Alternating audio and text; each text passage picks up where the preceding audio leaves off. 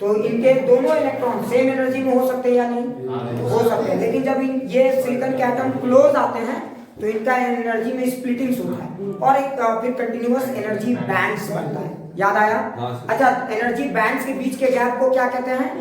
Forbidden energy gap. अच्छा, इससे नाम से क्या समझ में आता है? फॉरबिडन मतलब रेस्ट्रिक्टेड एरिया, है ना? मतलब इस इलाके में कोई भी इलेक्ट्रॉन रह नहीं सकता। मतलब वो कहाँ रह सकता है? या तो बैलेंस या तो बैलेंस में रही है या तो कंडक्शन में रही है। ठीक है। अच्छा, वो फॉरबिडन एनर्जी गैप से किस चीज का अंदाजा लग सकता है आपको? तो इंसुलेटर, कंडक्टर और सेमीकंडक्टर। अच्छा, जब गैप ज्यादा तो इंसुलेटर या कंडक्टर? गैप कम और गैप समवेयर बिटवीन सेमीकंडक्टर। यहाँ तक क्लियर? अच्छा, तीसरा जो सबसे इंपॉर्टेंट पॉइंट और इसमें हम लोग यहाँ तक डिस्कस कर लिए थे, उसके बाद हमने बात किया था इंट्रिंसिक और एक्सट्रिंसिक। इंट्रिंसिक का मतलब प्योर, ठीक है, और एक्सट्रिंसिक का मतलब डोपिंग। अच्छा, डोपिंग थोड़ा करते थे या बहुत ज्यादा? थोड़ा। समझ में आया क्या? थोड़ा से बहुत अच्छा परफॉर्मेंस इंक्रीज होता था। बिल्कुल। अच्छा, एक बात बता, डोपिंग करने से क्या नंबर ऑफ इलेक्ट्रॉन और नंबर ऑफ होल्स की संख्या का प्रोडक्ट में चेंज आता है या नहीं आता? उसका प्रोडक्ट हमेशा कांस्टेंट रहता है। अच्छा, वो प्रोडक्ट किस पे डिपेंड करता है? एनर्जी के गैप। क्या डोपिंग करने से वो एनर्जी गैप में बदलाव आता है? किसमें बदलाव आता है? फर्मी एनर्जी में बदलाव आता है। एकदम क्लियर हो गया था। अच्छा, हम लोग पिछले क्लास में तो पढ़ लिया। हमारे पास कितने टाइप के सेमीकंडक्टर थे? 2 टाइप के, पी और एन, है ना? हमारे पास कितने टाइप के सेमीकंडक्टर? पी और एन। अच्छा, तो पी में कौन मेजॉरिटी था? फटाफट बोलो। पी में मेजॉरिटी कौन था? होल्स। अरे, पी में मेजॉरिटी कौन था? होल्स था रे बेवकूफ। मेजॉरिटी में होल्स, याद आ रहा है? और माइनॉरिटी में इलेक्ट्रॉन। आप तो बोलेंगे सर आप इस टॉपिक के पीछे क्यों पड़ गए? अभी समझ में आ जाएगा। पी। अच्छा, उसके बाद बताओ, मेरे पास एक और कौन था? एन।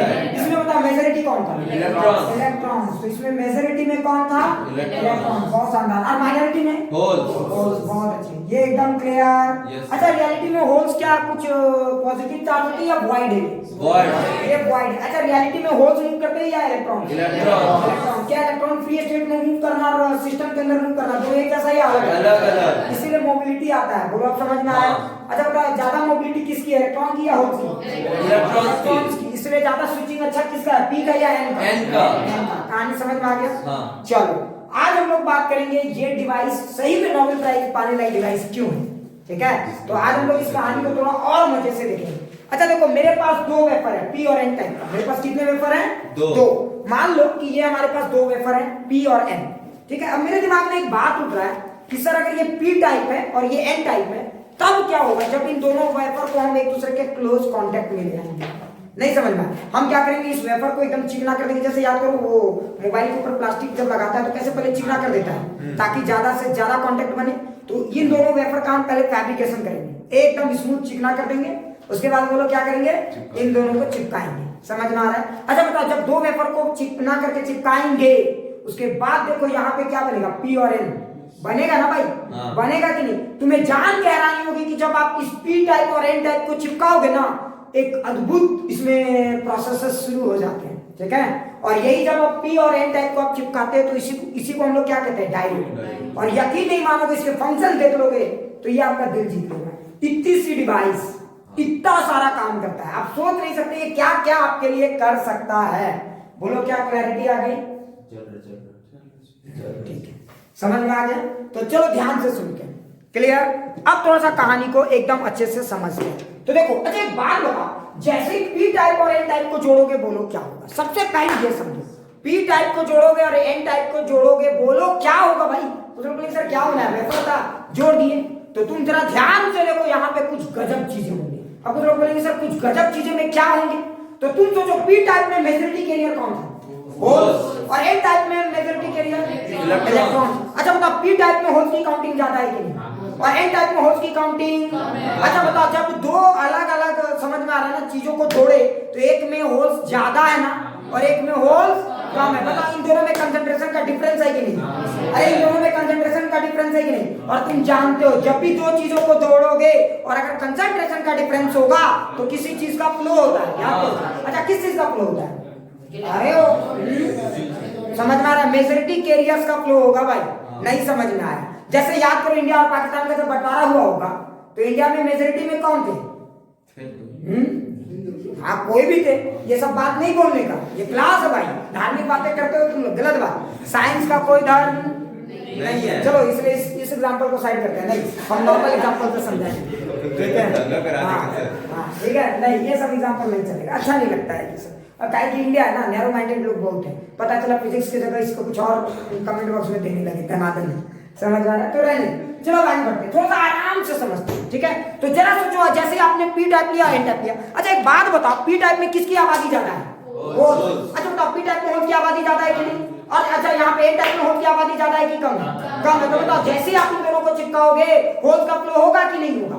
होल का फ्लो किधर से किधर होगा? समझ में आया? अरे बोल, समझ में आया? पी से एन की तरफ होगा।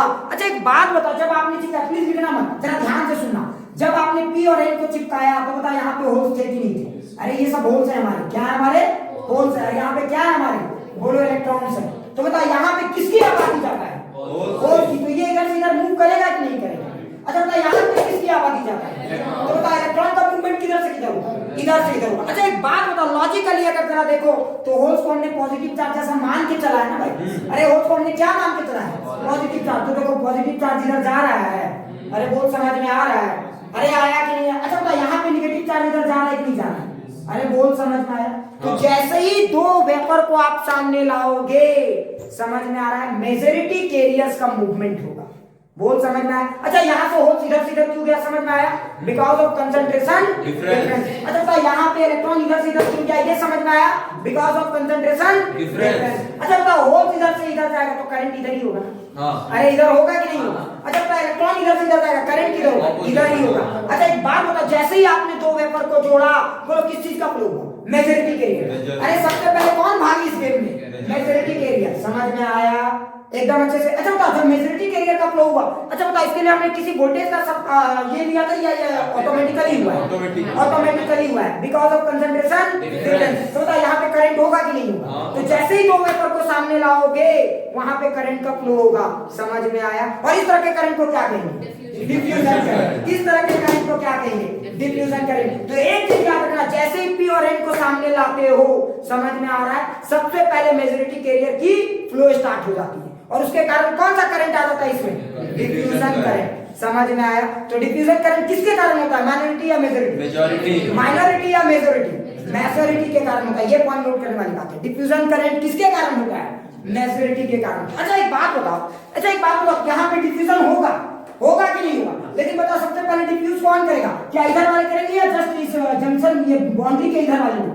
बाउंड्री के आमने सामने वाले लोग करेंगे ना? अरे बाउंड्री के आमने सामने वाले लोग करेंगे कि नहीं? करेंगे ना भाई। अच्छा एक बात बताओ, यहाँ से इलेक्ट्रॉन चलेगा? अरे बोल, यहाँ से इलेक्ट्रॉन चलेगा? अच्छा यहाँ से इलेक्ट्रॉन चलेगा, बोल किधर जाएगा? किधर जाएगा? अच्छा बताओ, यहाँ का जो एटम था, उससे पहले इस बात की तसल्ली रहती थी कि मेरा लाल इसी दुनिया में है। लेकिन बता, अब यहाँ से इलेक्ट्रॉन अगर छोड़ के चला गया, तो यहाँ का एटम को इस बात की तसल्ली होगी ना कि मेरा लाल पीला हो गया दूसरी दुनिया में जाके। अरे बहुत समझ में आया कि नहीं? तो बता, यहाँ का एटम पहले न्यूट्रल था ना? अरे यहाँ का एटम पहले न्यूट्रल था कि नहीं? लेकिन यहाँ के एटम ने अपना एक इलेक्ट्रॉन खोया कि नहीं? अरे बोल, खोया कि नहीं? अरे समझ में आया?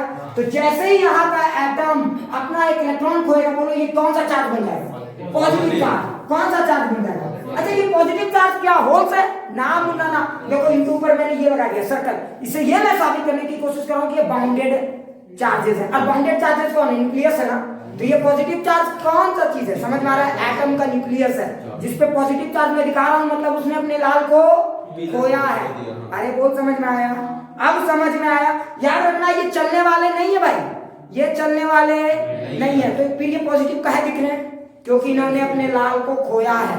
अरे आया समझ में ममता? आया कि नहीं? अच्छा बताओ, सिर्फ यहीं से इलेक्ट्रॉन गया, इसी एटम का गया, या बाउंड्री के सामने जितने थे सबके गया? सबके। तो बहुत सारे पॉजिटिव चार्जेस बनेंगे। अरे बोल, क्लैरिटी आई कि नहीं आई? आई ना? अच्छा एक बात बता, इधर का एटम ताक के बैठा होता ना कि कोई इलेक्ट्रॉन मेरे को मिल जाए, उसका होश था ना भाई उसके पास। तो जैसे उसको इलेक्ट्रॉन मिला, वो बोलो क्या बन जाएगा? Negative charges. अच्छा याद रखना, ये नेगेटिव चार्जेस इलेक्ट्रॉन है क्या? ना ना ना ना। ये पॉजिटिव चार्जेस होल्स है क्या? ना ना ना। ये क्या है? बाउंडेड चार्जेस है। समझ में आया? ठीक है, ये वो लोग हैं जिन्होंने अपने लाल को खोया है, और ये वो लोग हैं समझ में, जिन्होंने दूसरे के लाल को पाया है। समझ में आया? अरे बोल, क्लियर? अच्छा समझ में आ गया? अच्छा यहां पे अगर किसी को डाउट हो तो पूछो। किसी को डाउट है? बिंदास बोलो, एक एक चीज समझ में आ गई। अच्छा एक बात बताओ, अच्छा एक चीज जरा सोचो, अच्छा इसमें तो शुरू में क्या हुआ, फिर से सुनना, शुरू में क्या हुआ? तो जैसे ही आपने पी टाइप लिया, एन टाइप लिया, बताओ एन टाइप से क्या मूव किया? अरे एन टाइप से क्या मूव किया? इलेक्ट्रॉन। तो जैसे ही यहाँ बाउंड्री से इलेक्ट्रॉन गया, यहाँ पे क्या बन गया? Positive charge. अच्छा और यहाँ पे क्या बन गया? Negative charge. अच्छा ये प्रोसेस कितना देर तक चलेगा? क्या ये डिफ्यूजन लगातार हो जाएगा? नहीं। तुम जरा ध्यान से देखो। अच्छा एक बात बताओ, जैसे ही पॉजिटिव चार्ज यहाँ से यहाँ गया, जरा ये निगेटिव चार्ज यहाँ से आ गया, यहाँ पे पॉजिटिव चार्ज जमा होने लगे, और यहाँ पे कौन से चार्ज जमा होंगे? Negative charge. अच्छा ये सारा खेल कहाँ हो रहा है? जंक्शन के पास हो रहा है। अरे ये सारा खेल कहाँ हो रहा है? जंक्शन के पास हो रहा है। अब थोड़ा सा ध्यान से देखो। अच्छा ये पॉजिटिव चार्ज और ये निगेटिव चार्ज है, तो बोलो एक इलेक्ट्रिक फील्ड बनेगा कि नहीं बनेगा? अरे बोलो ये बनेगा कि नहीं बनेगा? बनेगा ना भाई इलेक्ट्रिक फील्ड। अच्छा बता, इलेक्ट्रिक फील्ड का डायरेक्शन किधर होता है? पॉजिटिव से नेगेटिव। अच्छा एक बात बता, इस इलेक्ट्रिक फील्ड के बनने से बोलो क्या होगा? क्या और डिफ्यूजन होगा या ये डिफ्यूजन को रोकने की कोशिश करेगा? ये डिफ्यूजन को रोकने की कोशिश करेगा। जरा सोचो क्यों, समझ में आया कि नहीं आया? अरे जरा सोच, इधर है ना इलेक्ट्रिक फील्ड, हाँ तो बता अब अगर एक इलेक्ट्रॉन फिर से इधर डिफ्यूज होना चाहेगा बिकॉज ऑफ कंसंट्रेशन डिफरेंस, लेकिन बता ये इलेक्ट्रिक फील्ड क्या करेगा? इस इलेक्ट्रॉन को बोलेगा तू कहां जा रहा है, किधर? अरे करेगा ना। अब ये सारा गेम इस बात पे डिपेंड होता है कि इलेक्ट्रिक फील्ड स्ट्रॉन्गर है या नहीं। मान लो ये इलेक्ट्रिक फील्ड अभी थोड़ा कमजोर है, तो बता क्या अभी भी डिफ्यूजन होगा? अभी भी होगा। क्या अभी भी इलेक्ट्रॉन के पास थर्मल एनर्जी इतना है कि वो इधर से इधर आ जा रहे हैं? बिल्कुल। तो मान लो अभी कुछ और इलेक्ट्रॉन इधर से इधर आ गए, तो बोलो यहाँ पे एक और पॉजिटिव चार्ज बनेगा। अरे बहुत समझ में आया? बताओ क्या इलेक्ट्रिक फील्ड थोड़ा मजबूत हुआ कि नहीं हुआ? अरे हुआ कि नहीं हुआ? हाँ इलेक्ट्रिक फील्ड और मजबूत हो गया। अच्छा अब बताओ इलेक्ट्रिक फील्ड इतना मजबूत हो गया कि अब ये फर्दर चार्ज को जाने नहीं दे रहा है। समझ में? सेकंड लेयर वाला फिर से बताइए। हाँ ठीक है बता रहे हैं। समझ में आया कि नहीं आया? तो फिर से ये इलेक्ट्रॉन को अब जाने नहीं दे रहा। इसका मतलब क्या हुआ कि ये इलेक्ट्रिक फील्ड अब फर्दर चार्जेस शुरू हो गया। अब बताओ डिफ्यूजन करंट होगा कि नहीं? अब नहीं होगा। समझ में आया?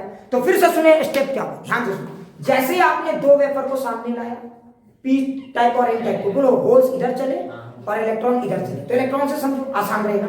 इलेक्ट्रॉन जैसे ही इधर से इधर चला, बताइए ये क्या हो गया? पॉजिटिव चार्ज, और ये क्या हो गया? Negative charge. समझ में आया? अच्छा इसके कारण एक इलेक्ट्रिक फील्ड भी बना, तो तुम ध्यान से देखो, उन्हीं चार्जेस के मूवमेंट के कारण एक इलेक्ट्रिक फील्ड भी बना। अच्छा ये इलेक्ट्रिक फील्ड फर्दर चार्ज को जाने के लिए अलाउ करेगा कि नहीं करेगा? अरे करेगा कि नहीं करेगा? नहीं करने देना चाह रहा है, लेकिन चार्जेस हैं, उनका दिल है कि मानता नहीं। तो बोलो अभी भी चार्ज फ्लो कर रहे हैं कि नहीं? अभी भी चार्ज फ्लो कर रहे हैं। काहे भाई? क्योंकि इलेक्ट्रिक फील्ड इतना स्ट्रॉन्गर नहीं है। समझ में आया?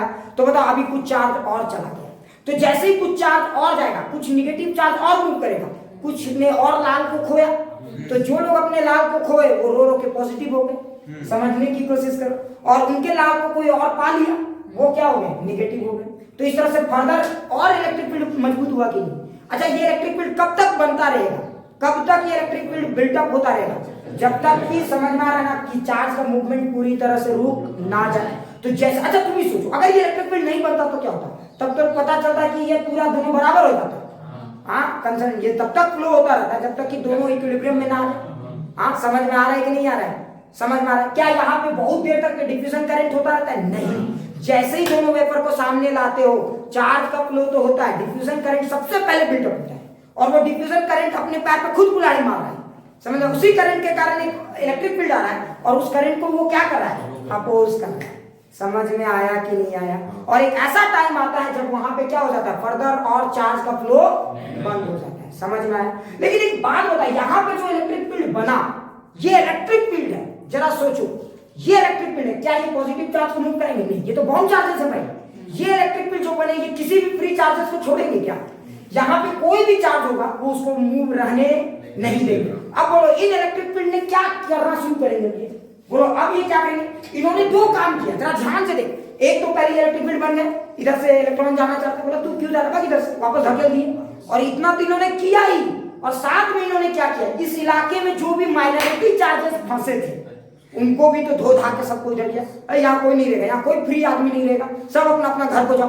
अरे बहुत समझ में आया कि नहीं? तो बताओ यहाँ पे तो इलेक्ट्रिक फील्ड है ना भाई, तो बताओ अभी तो आपने मेजॉरिटी की बात कर ली, बताओ यहाँ पे माइनॉरिटी चार्जेस कुछ फंसे हुए हैं कि नहीं? अरे माइनॉरिटी चार्जेस फंसे हुए हैं कि नहीं? तो बताओ यहाँ इस इलेक्ट्रिक फील्ड में कोई भी फ्री चार्ज रह सकता है क्या?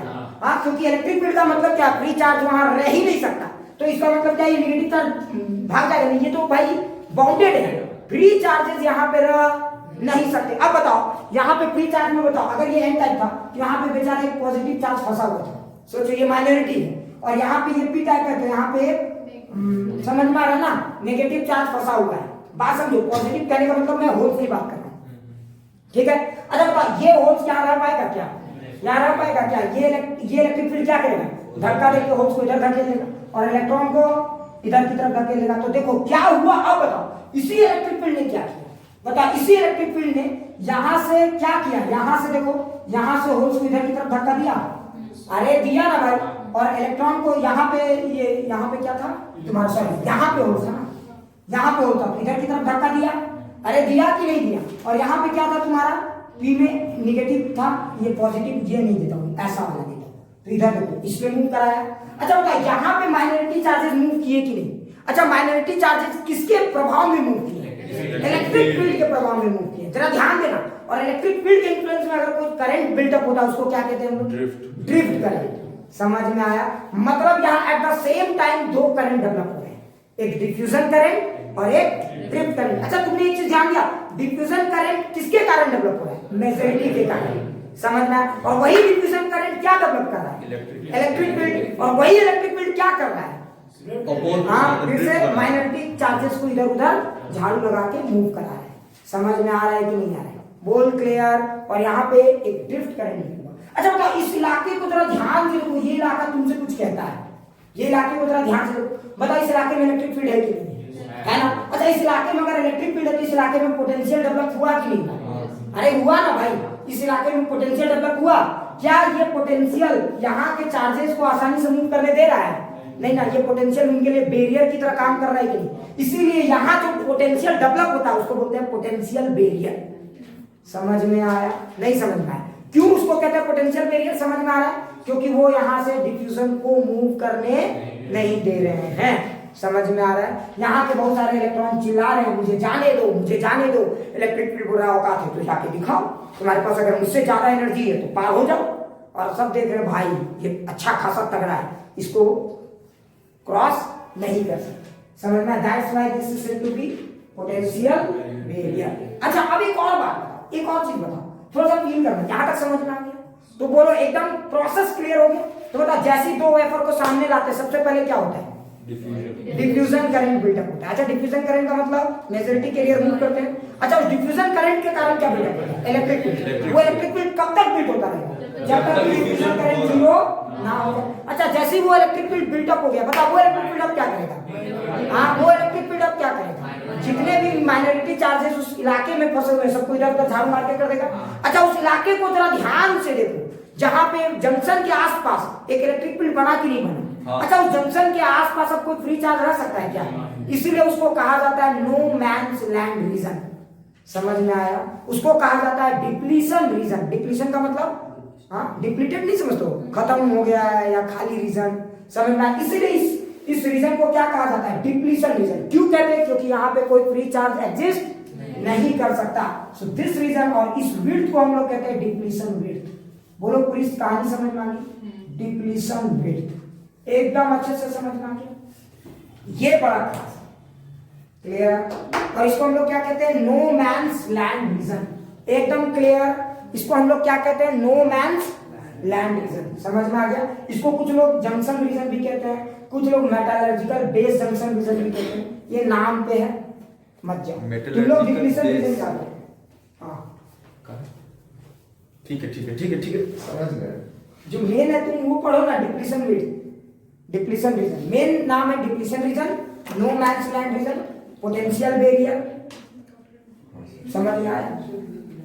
पोटेंशियल बैरियर क्यों कहते नहीं समझ में आया? आया कि नहीं आया? अरे बोल क्लियर। अच्छे से समझ में आ गया ये? तो एक बार पूरा रिपीट करो मेरे साथ, क्या क्या हुआ तुम लोग अच्छे से समझो। तुम लोग का कोई भरोसा नहीं है, एकदम स्लो मोड में समझो, ठीक है? हाँ कोई भरोसा नहीं है। देख अच्छा सबसे पहले क्या हुआ बताओ? जैसे ही दोनों को हम सामने लाए वेफर को, पी टाइप और एन टाइप, बताओ यहाँ से कौन मूव किया? इलेक्ट्रॉन। और यहाँ से होल्स। समझ में आया? अच्छा ये इलेक्ट्रॉन और होल्स मूव किया कि नहीं किया? अच्छा ये इलेक्ट्रिक फील्ड के इन्फ्लुएंस में किया या स्पॉन्टेनियस हुआ? स्पॉन्टेनियस हुआ। ये कौन सा करंट है? Diffusion current. तो सबसे पहला कौन सा करंट बिल्डअप हुआ? डिफ्यूजन। अच्छा, करंट जब भी डिसाइड करना हो होल से डिसाइड करो, आसानी से समझ में आए। या इलेक्ट्रॉन से करोगे तो उसका उल्टा। तो देखो डिफ्यूजन करंट इधर से इधर, ये चीज बड़ा काम का है। तो डिफ्यूजन करंट किधर से किधर होता है? पी से एन की तरफ, होल से मूव करता है, होल से मूव करता है, ठीक है। अच्छा, डिफ्यूजन करंट हुआ, उसके कारण बोलो वहां पे क्या बिल्डअप होगा? Electric field. इलेक्ट्रिक फील्ड किधर बिल्डअप होगा? अपोजिट डायरेक्शन में इलेक्ट्रिक फील्ड बिल्डअप होगा। समझ में आया? अच्छा बताइए, इलेक्ट्रिक फील्ड क्या करेगा? तो ये इलेक्ट्रिक फील्ड दो काम एक साथ करेगा, डिफ्यूजन करंट को बढ़ाएगा या घटाएगा? डिफ्यूजन करंट को बढ़ाएगा। और किसको प्रमोट करेगा? ड्रिफ्ट को प्रमोट करेगा। ड्रिफ्ट करंट को प्रमोट करेगा। समझ में आ गया? अच्छा, ड्रिफ्ट करंट किसके कारण होते हैं? तो ये मेजॉरिटी है डिफ्यूजन, है ना। डिफ्यूजन करंट है, ये सब फील करो, कहानी को याद रखोगे हमेशा आसान है। सबसे पहले इस दंगे में कौन मारे? भीड़ भाड़ वाले, डिफ्यूजन, ठीक है। अच्छा बताओ, ड्रिफ्ट करंट किस, अच्छा ये इलेक्ट्रिक फील्ड अब यहाँ पे मूव कराएगा, ड्रिफ्ट करंट, समझ में आया? ड्रिफ्ट करंट किसके कारण होता है? माइनॉरिटी के कारण। किसके कारण होता है? माइनॉरिटी के कारण। अच्छा बताओ, ड्रिफ्ट करंट का डायरेक्शन किधर होना चाहिए? लॉजिक से बताओ। ऑपोजिट। हाँ, ड्रिफ्ट करंट का डायरेक्शन किधर होना चाहिए? लॉजिक से सोचो, अपोजिट होना चाहिए। लॉजिक से सोचो। अगर आपको समझ में नहीं आया तो एक काम करो, पी और एन बना लो। पी और एन, बताओ इलेक्ट्रिक फील्ड इधर है ना? अरे भाई इलेक्ट्रिक फील्ड इधर है तो वो तो हमेशा इधर ही करंट देगा। आप चेक करो, आप यहाँ पे चेक करो, यहाँ पे क्या है? होल से। यहाँ पे क्या है हमारा? होल। बताइए इधर की तरफ मूव किया तो ड्रिफ्ट करंट, तो देखो डिफ्यूजन करंट का डायरेक्शन इधर, तो ड्रिफ्ट करंट का डायरेक्शन इधर। अच्छा बताओ, एक सेकंड थोड़ा मुझे फील करके बताओ, सॉरी ड्रिफ्ट करंट। अच्छा बताइए, इनमें कौन सा करंट ज्यादा है? इनमें कौन सा करंट ज्यादा है? लॉजिक से बताओ, ये बुद्धिवादी का कौन सा करंट ज्यादा है? आपको लग रहा होगा कि दोनों में डिफ्यूजन ज्यादा हो, लेकिन सच बोलूं तो दोनों बराबर है। सोचो क्यों? अरे नेट करंट जीरो है ना भाई, ये ओपन सर्किट है रे, कॉमन सेंस से सोचो, ओपन सर्किट है ना। ये जैसे कि आपने वेफर लगाया, यहाँ पे कुछ जोड़ा है क्या? नहीं जोड़ा ना भाई। सोचो ओपन सर्किट है तो नेट करंट तो जीरो है ना इसमें। हाँ, यही तो खूबसूरती है इसकी। नेट करंट क्या है? जीरो। तो अगर कोई नेट करंट जीरो है तो जरा ध्यान से देखो, समझ गए मैं क्या कहना चाह रहा हूँ। अगर नेट करंट जीरो है तो एक बात तो कंफर्म हो गया कि इस समय डिफ्यूजन और ड्रिफ्ट सेम है, बस दोनों की डायरेक्शन अलग है। समझ में आया? क्लियर? यहां तक समझ में आया कि नहीं आया? अच्छा, इस पूरे गेम में एक जगह बहुत खास है, जंक्शन के आसपास के इलाके को हम लोग क्या कहते हैं? Depletion region. क्या कहते हैं हम लोग? Depletion region. अच्छा एक बात बताओ, एन में कौन सा ये बनता है? पॉजिटिव चार्ज दिखेगा या नेगेटिव? पॉजिटिव। क्यों दिखेगा समझ में आया? ये पॉजिटिव चार्जेस क्या होल से क्या? नहीं भाई, ये पॉजिटिव चार्जेस कौन से चार्जेस? हाँ, ये वो एटम्स है जिन्होंने अपने लाल को खोया है। तो क्या ये मूव करेंगे क्या? नहीं भाई, ये बाउंडेड एटम्स हैं, ठीक है। इलेक्ट्रॉन वगैरह मूव करेगा ना। समझने की कोशिश करो, ठीक है। अब एकदम अच्छा समझ में आ गया? Clear cut? अच्छा, तो थोड़ा मिटा दो इसको।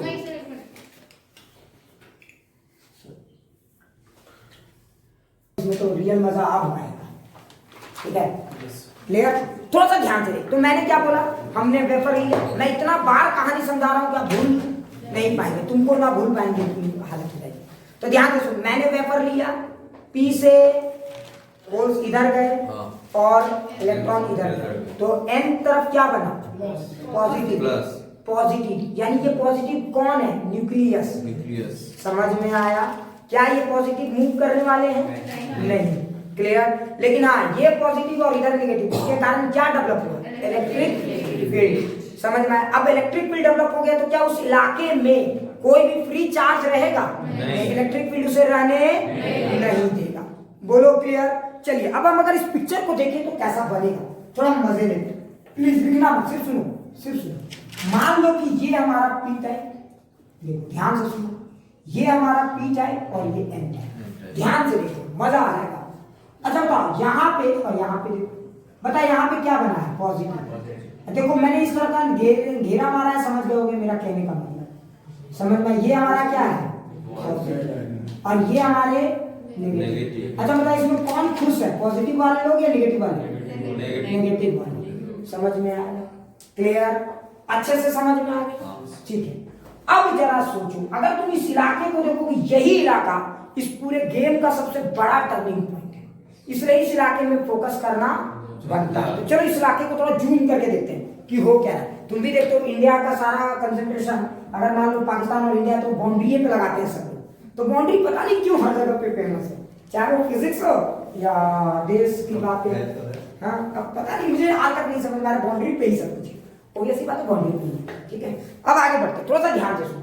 अगर इस पूरे सिचुएशन को अच्छे से समझो तो एक बात बताओ, यहाँ पे पॉजिटिव चार्ज जमा है कि नहीं? यहाँ पे कौन सा चार्ज जमा है? नेगेटिव। तो अगर यहाँ पे पॉजिटिव चार्ज जमा है तो हम चार्ज देखो, अगर ये एक लाइन ड्रॉ करते हैं, अब हम ग्राफ बनाने में इंटरेस्टेड है। क्या बनाने में इंटरेस्टेड है? ग्राफ। थोड़ा सा देखते हैं। अच्छा देखो, और हम इससे बोलते हैं, जरा ध्यान से देखो, ये हमारा एक्स एक्सिस हो गया। समझने की कोशिश करो, प्लीज लिखना मत, सिर्फ सुनो, अभी सिर्फ सुनो, लिखना मत। ठीक है, तो ध्यान से देखो, ये हमारा एक्स एक्सिस हो गया। अच्छा एक बात बताओ, अगर एक्स एक्सिस हो गया तो बताओ यहाँ पे हमारा, अगर हम यहाँ से काउंटिंग शुरू करेंगे तो चार्ज का नेट चार्ज क्या है? जीरो है। जीरो। अरे है ना भाई, जीरो। तो इधर से अगर आप चलोगे तो देखो यहाँ से यहाँ तक नेट चार्ज जीरो है। जैसे आप यहाँ चलोगे बताओ, अचानक से नेगेटिव चार्ज दिखने लगेंगे। तो अगर हम चार्ज डेंसिटी बनाएंगे तो बताइए नेगेटिव इधर दिखेगा, अरे नीचे की तरफ अचानक से आपका नेगेटिव चार्जेस दिखने लगेंगे। बोलो क्लियर? अच्छा, और फिर अचानक से आपको कौन से चार्जेस दिखेंगे? पॉजिटिव चार्जेस दिखने लगेंगे। बोलो क्या ये बातें समझ में आ गई? आगे की अब फिर से क्या हो जाएगा? जीरो। तो तुम देखो यहाँ पे नेगेटिव और यहाँ पे पॉजिटिव।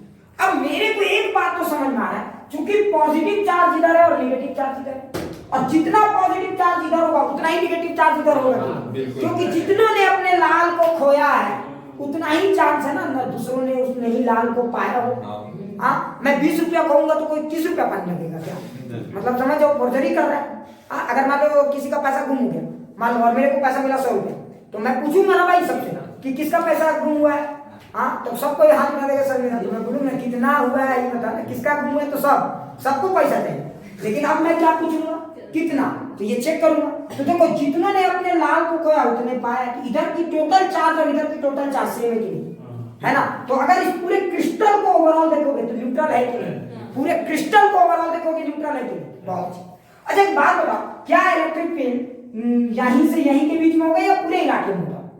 सिर्फ यहीं से यहीं, क्योंकि ये पॉजिटिव चार्जेस क्या करेंगे? इलेक्ट्रिक फील्ड जनरेट करेंगे और वो जाके कहाँ खत्म हो जाएगा?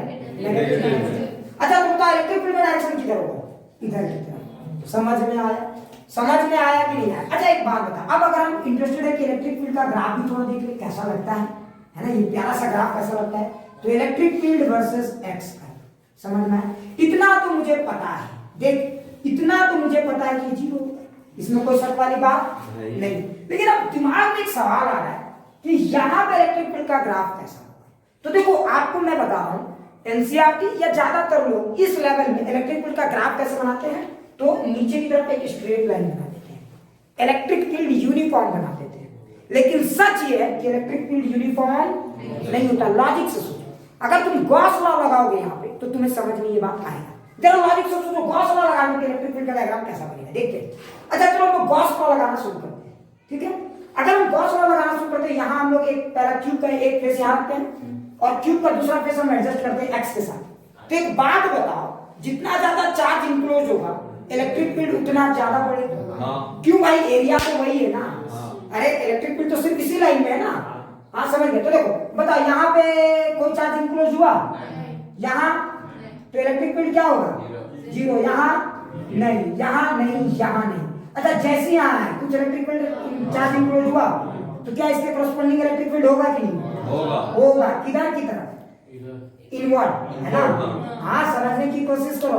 अच्छा कोई बात नहीं, वो तो नेगेटिव चार्ज इंक्लोज है मतलब नेगेटिव इलेक्ट्रिक, ऐसा सोचो। अच्छा यहाँ आ जाओ, अब सबसे ज्यादा नेगेटिव चार्ज इंक्लोज हुआ कि नहीं? तो सबसे ज्यादा इलेक्ट्रिक फील्ड होगा कि नहीं? अच्छा उसके बाद बता, इलेक्ट्रिक फील्ड ज्यादा होगा कि कम?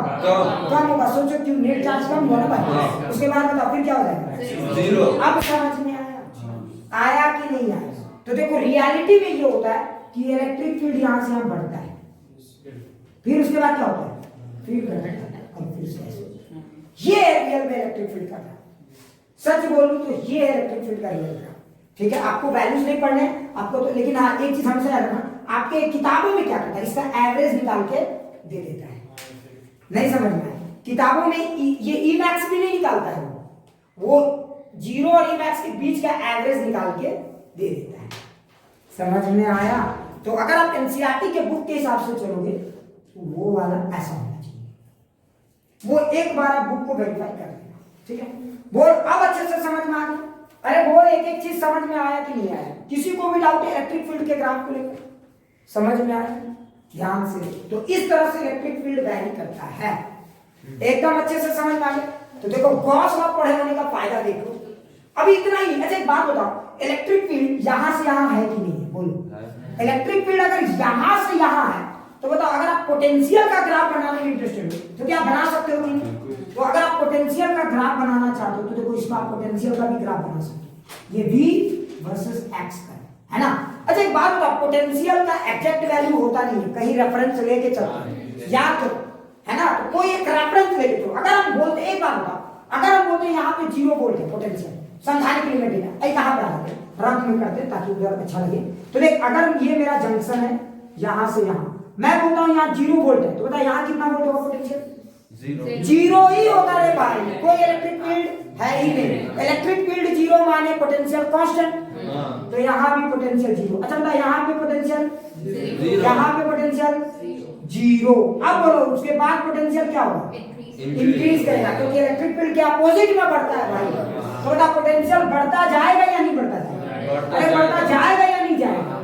जाएगा, पोटेंशियल बढ़ता जाएगा। समझ में आ रहा है? एकदम क्लियर। और बता, यहाँ पे पोटेंशियल सबसे ज्यादा हो जाएगा, let that be 10, let that be 10। उसके बाद बता पोटेंशियल 10, उसके बाद बता पोटेंशियल 10, यहाँ भी 10। मतलब इस डायोड में सिर्फ पोटेंशियल चेंज इसी इलाके में हो रहा है। यहां से लेकर यहां तक पोटेंशियल कांस्टेंट, यहां से लेकर यहां तक पोटेंशियल कांस्टेंट। मतलब इधर के चार्ज हायर पोटेंशियल में है, इधर के चार्ज हायर पोटेंशियल में। हाँ अब समझ में आया? क्लियर। तो इधर वाले लोग हायर पोटेंशियल में है। क्लियर? अब समझ में आया? अच्छा लॉजिक से सोचो, लॉजिक से सोचो। क्लियर? अच्छे से समझ में आया? क्लियर। आज अब एक बात बताओ, इधर के लोग हायर पोटेंशियल में है, इससे क्या चीज समझ में आता? अच्छा बताओ, भी हायर है, लेकिन जैसे इलेक्ट्रॉन से मल्टीप्लाई होगा, बोलो क्या हो जाएगा? एनर्जी लोअर हो जाएगा। समझो, तो मतलब इधर के इलेक्ट्रॉन्स लोअर एनर्जी में है। और कोई भी चीज लोअर से हायर में जाना नहीं जाएगा। मतलब इधर का इलेक्ट्रॉन अब अपने आप इधर जाएगा नहीं। और ये किसका कमाल? इस बैरियर का कमाल है। समझने की कोशिश करो, इसीलिए पोटेंशियल।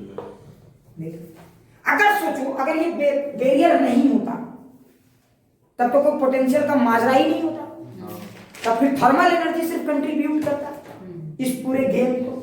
अरे करता कि नहीं करता? समझ में आ रहा है? तो ये हो गई पूरी कहानी। अच्छा वो एकदम अच्छे समझ में आ रहा है, जरा ध्यान से। तो पोटेंशियल का चेंज, अगर आप ग्राफ बनाने में इंटरेस्टेड हो तो बताइए, यहां से अगर यहां चलोगे तो ग्राफ धीरे धीरे बढ़ेगा और यहां जाके मैक्सिमम हो जाएगा, और फिर ये ग्राफ कैसा होगा? ऐसा। क्लियर? अच्छा एक बात बताओ, किताबों में ये ग्राफ के बजाय स्ट्रेट लाइन दिया होता है, क्यों? क्योंकि वो इलेक्ट्रिक फील्ड को यूनिफॉर्म मानता है। तो E अगर कांस्टेंट है तो dV/dx स्लोप कांस्टेंट होगा, तो वो स्ट्रेट लाइन होता है। बट सच्चाई कुछ और है। सबसे ज्यादा तेजी से बताओ V में चेंज कहां आएगा? तो E = dV/dx। तो जहां E सबसे ज्यादा होगा वहां पे V सबसे ज्यादा तेजी से चेंज होना चाहिए, स्लोप। तो बताओ यहाँ पे स्लोप सबसे ज्यादा कहां दिखना चाहिए? यहाँ पे, एकदम यही। ये सबसे ज्यादा है, और देखो यहाँ से कर्व ऐसे उठा है और फिर यहाँ पे बैठा है। समझो? लेकिन इतना आपको देखने की जरूरत नहीं, बस आप इतना समझ जाओ, 11 क्या 12 क्या सब पार हो जाएगा। खाली आप इतना समझ जाओ कि इलेक्ट्रिक फील्ड का डायरेक्शन इधर से इधर है, तो इधर से इधर पोटेंशियल बढ़ते जा रहे हैं, बस कहानी इतनी है। क्या स्लोप फिर इधर थोड़ा डिम क्यों हो गया? अच्छा ये वाला, हाँ इधर इलेक्ट्रिक फील्ड कम, इधर स्लोप, इधर, हाँ इधर भी तो इलेक्ट्रिक फील्ड का मैग्नीट्यूड कमजोर है, हाँ नहीं समझे? तो इतना डेप्थ में नहीं पढ़ना, आप सिर्फ इतना समझे कि यहाँ से पोटेंशियल लगातार बढ़ा है। मतलब ये डेटा याद रखो कहाँ है। क्लियर? अब अच्छे समझ में आ गया? तो देखो ये आपका पोटेंशियल वर्सेस एक्स ग्राफ है। किसी को भी इस ग्राफ में डाउट है तो पूछो। क्या ग्राफ में किसी को भी डाउट है? लिखो मत, मैंने बोला ना लिखने का समय दूंगा। समझ में आ रहा है? ये एकदम अच्छे समझ में आ गया, एकदम क्लियर कर समझ में आ गया। देखो अब बताओ, यहाँ पे भी एक वोल्टेज है और यही वोल्टेज जो है पोटेंशियल बैरियर कहलाता है। समझ में आ रहा है? और जो तुम पढ़ते हो कि नॉर्मल डायोड का जो पोटेंशियल बैरियर है यही डिफाइन होता है, यही वाला सबसे मेन है। अरे बोल क्या समझ में आ गया?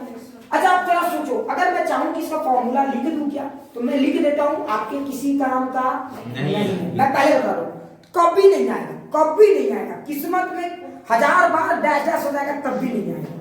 समझ में आ रहा है? दुनिया के जितने जानवर हैं डैश डैश कर देंगे तब भी नहीं आएगा। समझ में आ रहा है? नहीं आएगा, बस मैं थोड़ा सा चमकाने के लिए लिख रहा हूं। ठीक है।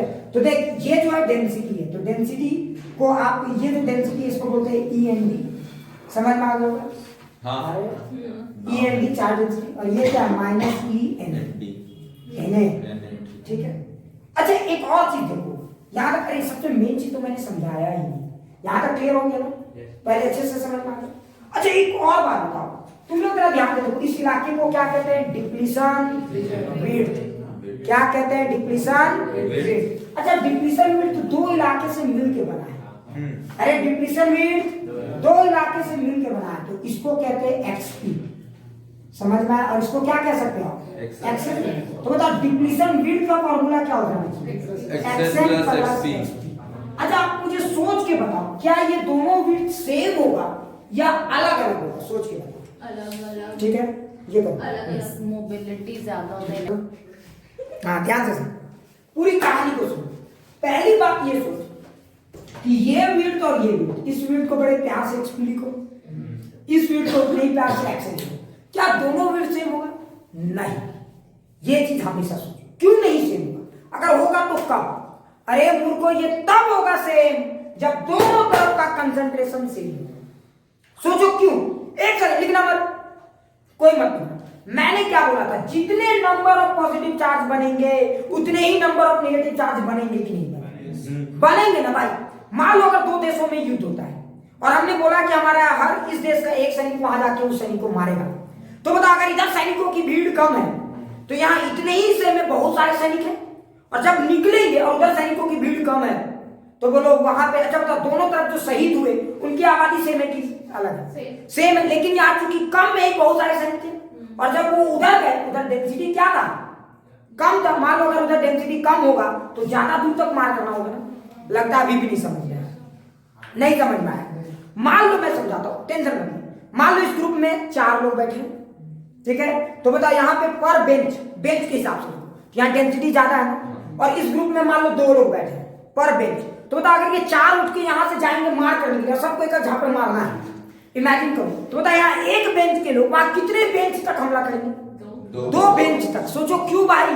क्योंकि यहाँ एक बेंच में 4 लोग थे ना भाई, यहाँ भीड़ ज्यादा थी और इधर भीड़ कम थी ना, तो 2 बेंच तक मार के ना, नहीं समझ रहे? क्योंकि यहाँ पर बेंच 2 ही लोग थे ना। अरे आया कि नहीं आया? तो मेन खेल आ जाती है कंसंट्रेट जो डोपिंग पे, कि दोनों में डोपिंग का लेवल क्या है, नहीं समझ पाए। अगर जरा सोचो, मैं तुम लोगों को समझाता हूँ, जरा ध्यान से सोचो। अगर इधर भीड़ भाड़ ज्यादा है, इधर बहुत क्लोज है, और इधर भीड़ भाड़ कम है, तो बता इधर के अगर इतने ही से इलाके से जाके इधर मारपीट करने लग जाए तो इधर ज्यादा दूर तक मार करेंगे ना? समझने की कोशिश करो, मतलब ये सारी खेल डोपिंग पे आती है। यही कारण को फिजिक्स की अंडरस्टैंडिंग को समझो। अगर कोई तुम्हें बोलेगा कि मुझे डिप्लीशन विड्थ पतला चाहिए, तो बता क्या करने की जरूरत है? डोपिंग बढ़ाने की जरूरत है। मुझे क्या करने की जरूरत है? डोपिंग बढ़ाने की जरूरत है। अच्छा तुम सोचो, अगर एक बात बता, ये Na है ना, अरे ये Na है कि नहीं, और ये आपका क्या है? डोनर। अगर एक बात बता, Na का कंसंट्रेशन ज्यादा है और Nd का कंसंट्रेशन कम है, मान लो आपने डोपिंग में Na बहुत ज्यादा जोड़ दिया है, तो बता किसका विड्थ ज्यादा होगा, XN या XP? लॉजिक से सोचो। अरे Na ज्यादा, इधर डोपिंग ज्यादा है और इधर डोपिंग कम है, तो बता किसका विड्थ ज्यादा होगा? XN। हाँ अब समझ में आया, XP का विड्थ कम और XN का विड्थ ज्यादा। डोपिंग अगर आपने ज्यादा कर दिया तो विड्थ क्या होगा? कम होगा। अरे बेवकूफो, लगता है ये बात नहीं समझ में आई कि नहीं आई? ये कितना बेसिक सी चीज है, क्लियर? तो ये विड्थ के बारे में एक चीज हमेशा, अब अगर एग्जाम में ये सवाल दे दिया, याद रखना अभी तक जेईई ने नहीं पूछा है और किसी एग्जाम में नहीं पूछा है, लेकिन मेरा काला जवान है, और जब आएगा ये सेमीकंडक्टर का one of the best question होगा। वहां ये भी कर सकता है, मान लो वहां पे एक तरफ दे देगा ये वाला नेगेटिव चार्ज इतना, एक तरफ नेगेटिव चार्ज इतना विड्थ में दे देगा, ये नेगेटिव चार्जेस, और एक तरफ पॉजिटिव चार्ज इतना दे देगा। बोलो इस तरह का चीज पॉसिबल है कि नहीं? अरे है कि नहीं? है ना भाई? देख अब बताओ, इसको देख के बताओ किधर डोपिंग ज्यादा किया गया है, एन टाइप में या पी टाइप में? देख के बताइए। एन टाइप में डोपिंग ज्यादा किया गया है क्योंकि उसके कम विड्थ वाले ही उतने नंबर ऑफ ये गरम में। अरे बहुत समझ में आया कि नहीं आया? तो ये सारा खेल आपको समझना होगा। अच्छा आप लॉजिक से बताओ, लॉजिक से बताओ, अगर आपका लॉजिक सही है तो बता क्या इधर टोटल नंबर ऑफ चार्ज और इधर total number of charge same है कि नहीं? तो बता क्या मैं एक रिश्ता निकाल सकता हूँ कि नहीं निकाल सकता? मैं बोल सकता हूँ कि XP। अच्छा एक बात बताओ, मैं ये समझ गया हूँ ना कि X is inversely proportional to doping. अरे मैं समझ गया हूँ कि नहीं? तो मैं अगर बोलूँ कि Na देखो Na कम तो XP ज्यादा। अरे बोल, और ये दोनों नंबर ही तो हैं। अरे ये नंबर ही तो है भाई। अच्छा आप बोलोगे सर ये नंबर कैसे, ये तो पर क्यूबिक सेंटीमीटर पे है। और XP याद करो, एरिया तो कांस्टेंट है ना। अरे याद करो, एरिया तो कांस्टेंट है ना भाई। ये क्या चार्ज डेंसिटी है ना। अरे ये क्या है, चार्ज डेंसिटी है। Na क्या है भाई, चार्ज डेंसिटी। चार्ज पर क्यूबिक सेंटीमीटर में लो या पर क्यूबिक मीटर में लो, लेकिन ये चार्ज डेंसिटी। चार्ज डेंसिटी को वॉल्यूम से मल्टीप्लाई करोगे तो चार्ज मिलेगा। तो बता टोटल, अगर इधर टोटल चार्ज निकालोगे तो charge density into volume of this segment, और इधर का बात करोगे तो charge density into volume of this segment. लेकिन एक बात बताओ, वॉल्यूम में दोनों तरफ तो एरिया कॉमन है ना भाई। अरे वही है ना, एरिया कॉमन है। अरे आया तो आप NaXP एरिया लिखने की जरूरत है क्या, एरिया इधर भी कॉमन इधर भी कॉमन, चल बसेगा ना। तो मैं क्या लिखूंगा, NaXP NdXN। अरे बहुत समझ में आया कि नहीं आया, इस तरह से आप ये भी देख सकते हो। क्लियर। तो डोपिंग पे गेम आ जाती है। क्लियर। तो देखो डिप्लीशन विड्थ अगर आपको दे दिया जाए तो बता डिप्लीशन विड्थ की फॉर्मूला क्या होती है, XN प्लस XP। अब क्या मैं अगर एक दे दिया गया है और डोपिंग का कंसंट्रेशन दे दिया गया है तो क्या मैं पूरा विड्थ बता सकता हूँ?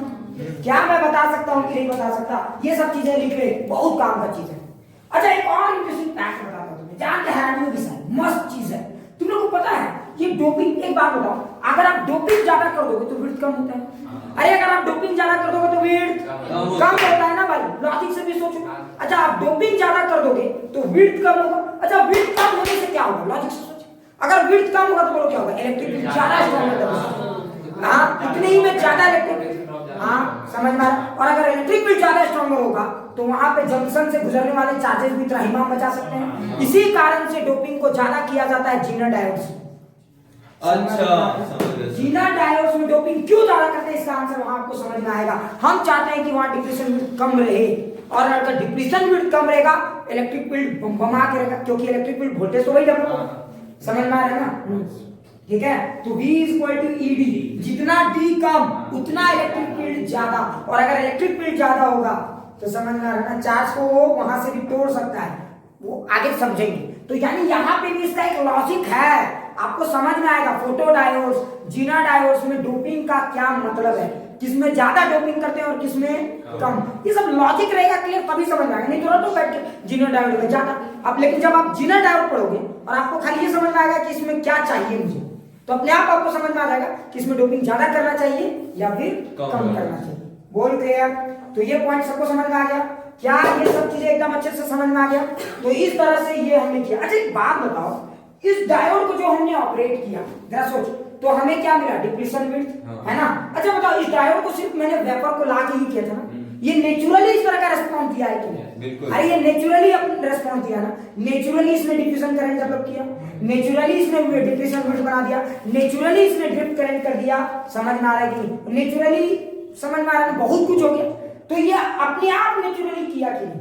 अब हम इसको मोटिवेट करना चाहते हैं, मुझे इसका टैलेंट पता है कि कुछ तो कर रहा है भाई।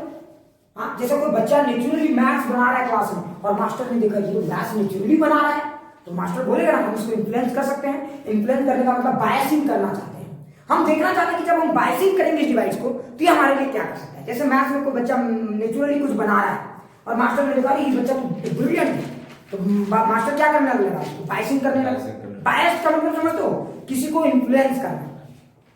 समझ में आ रहा है? अब वो वाला बायस मत समझना कि मास्टर आप तो बायस हो, समझ में आ रहा है? यहाँ वो बायस तो नहीं है, ठीक है। हाँ यहाँ ये दूसरा बायस है, क्लियर।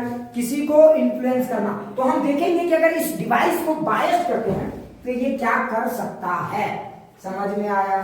एकदम अच्छे से समझ में आ गया। क्या फॉर्मूला लिख दूं क्या चमकाने के लिए, छोड़ दे, लिख दीजिए, हाँ चमका दीजिए थोड़ा। ए है याद करो एक्सेप्टर, हाँ, और डी फॉर डोनर। कितना कंसंट्रेशन आपने डोपिंग किया था, समझ में आ रहा है ना। एन है एक्सेप्टर का कंसंट्रेशन, याद करो जो पी टाइप में करते थे। और एनडी क्या है, डोनर। अच्छा ये किस ऑर्डर में होता था, याद आ रहा है कुछ? 10 पावर 16 के ऑर्डर। अरे याद करो 10 पावर 16 के ऑर्डर में, याद आ रहा है? और इंट्रिंसिक का ऑर्डर क्या होता था, 10 पावर 10 ऑर्डर। मिटा दूं?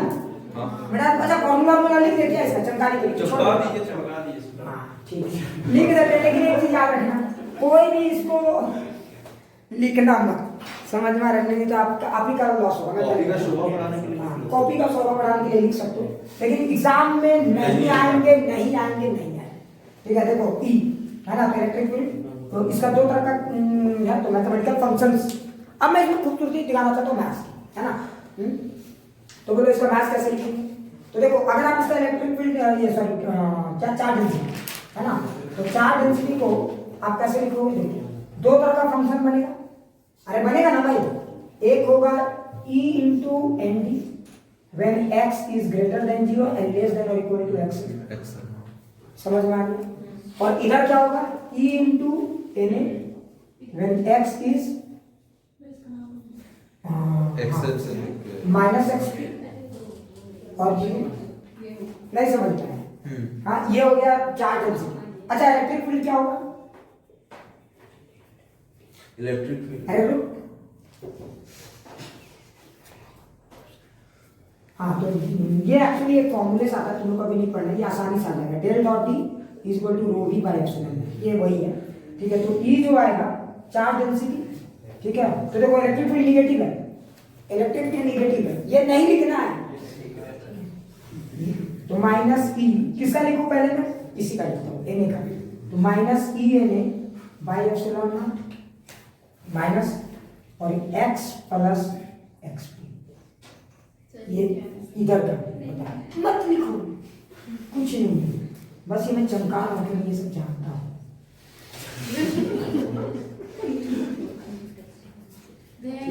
ये हो गया इसका इलेक्ट्रिक फील्ड का फॉर्मूला। देखो ये इलेक्ट्रिक फील्ड का फॉर्मूला यहाँ का है, तुम चेक करके देख सकते हो। नहीं समझ में?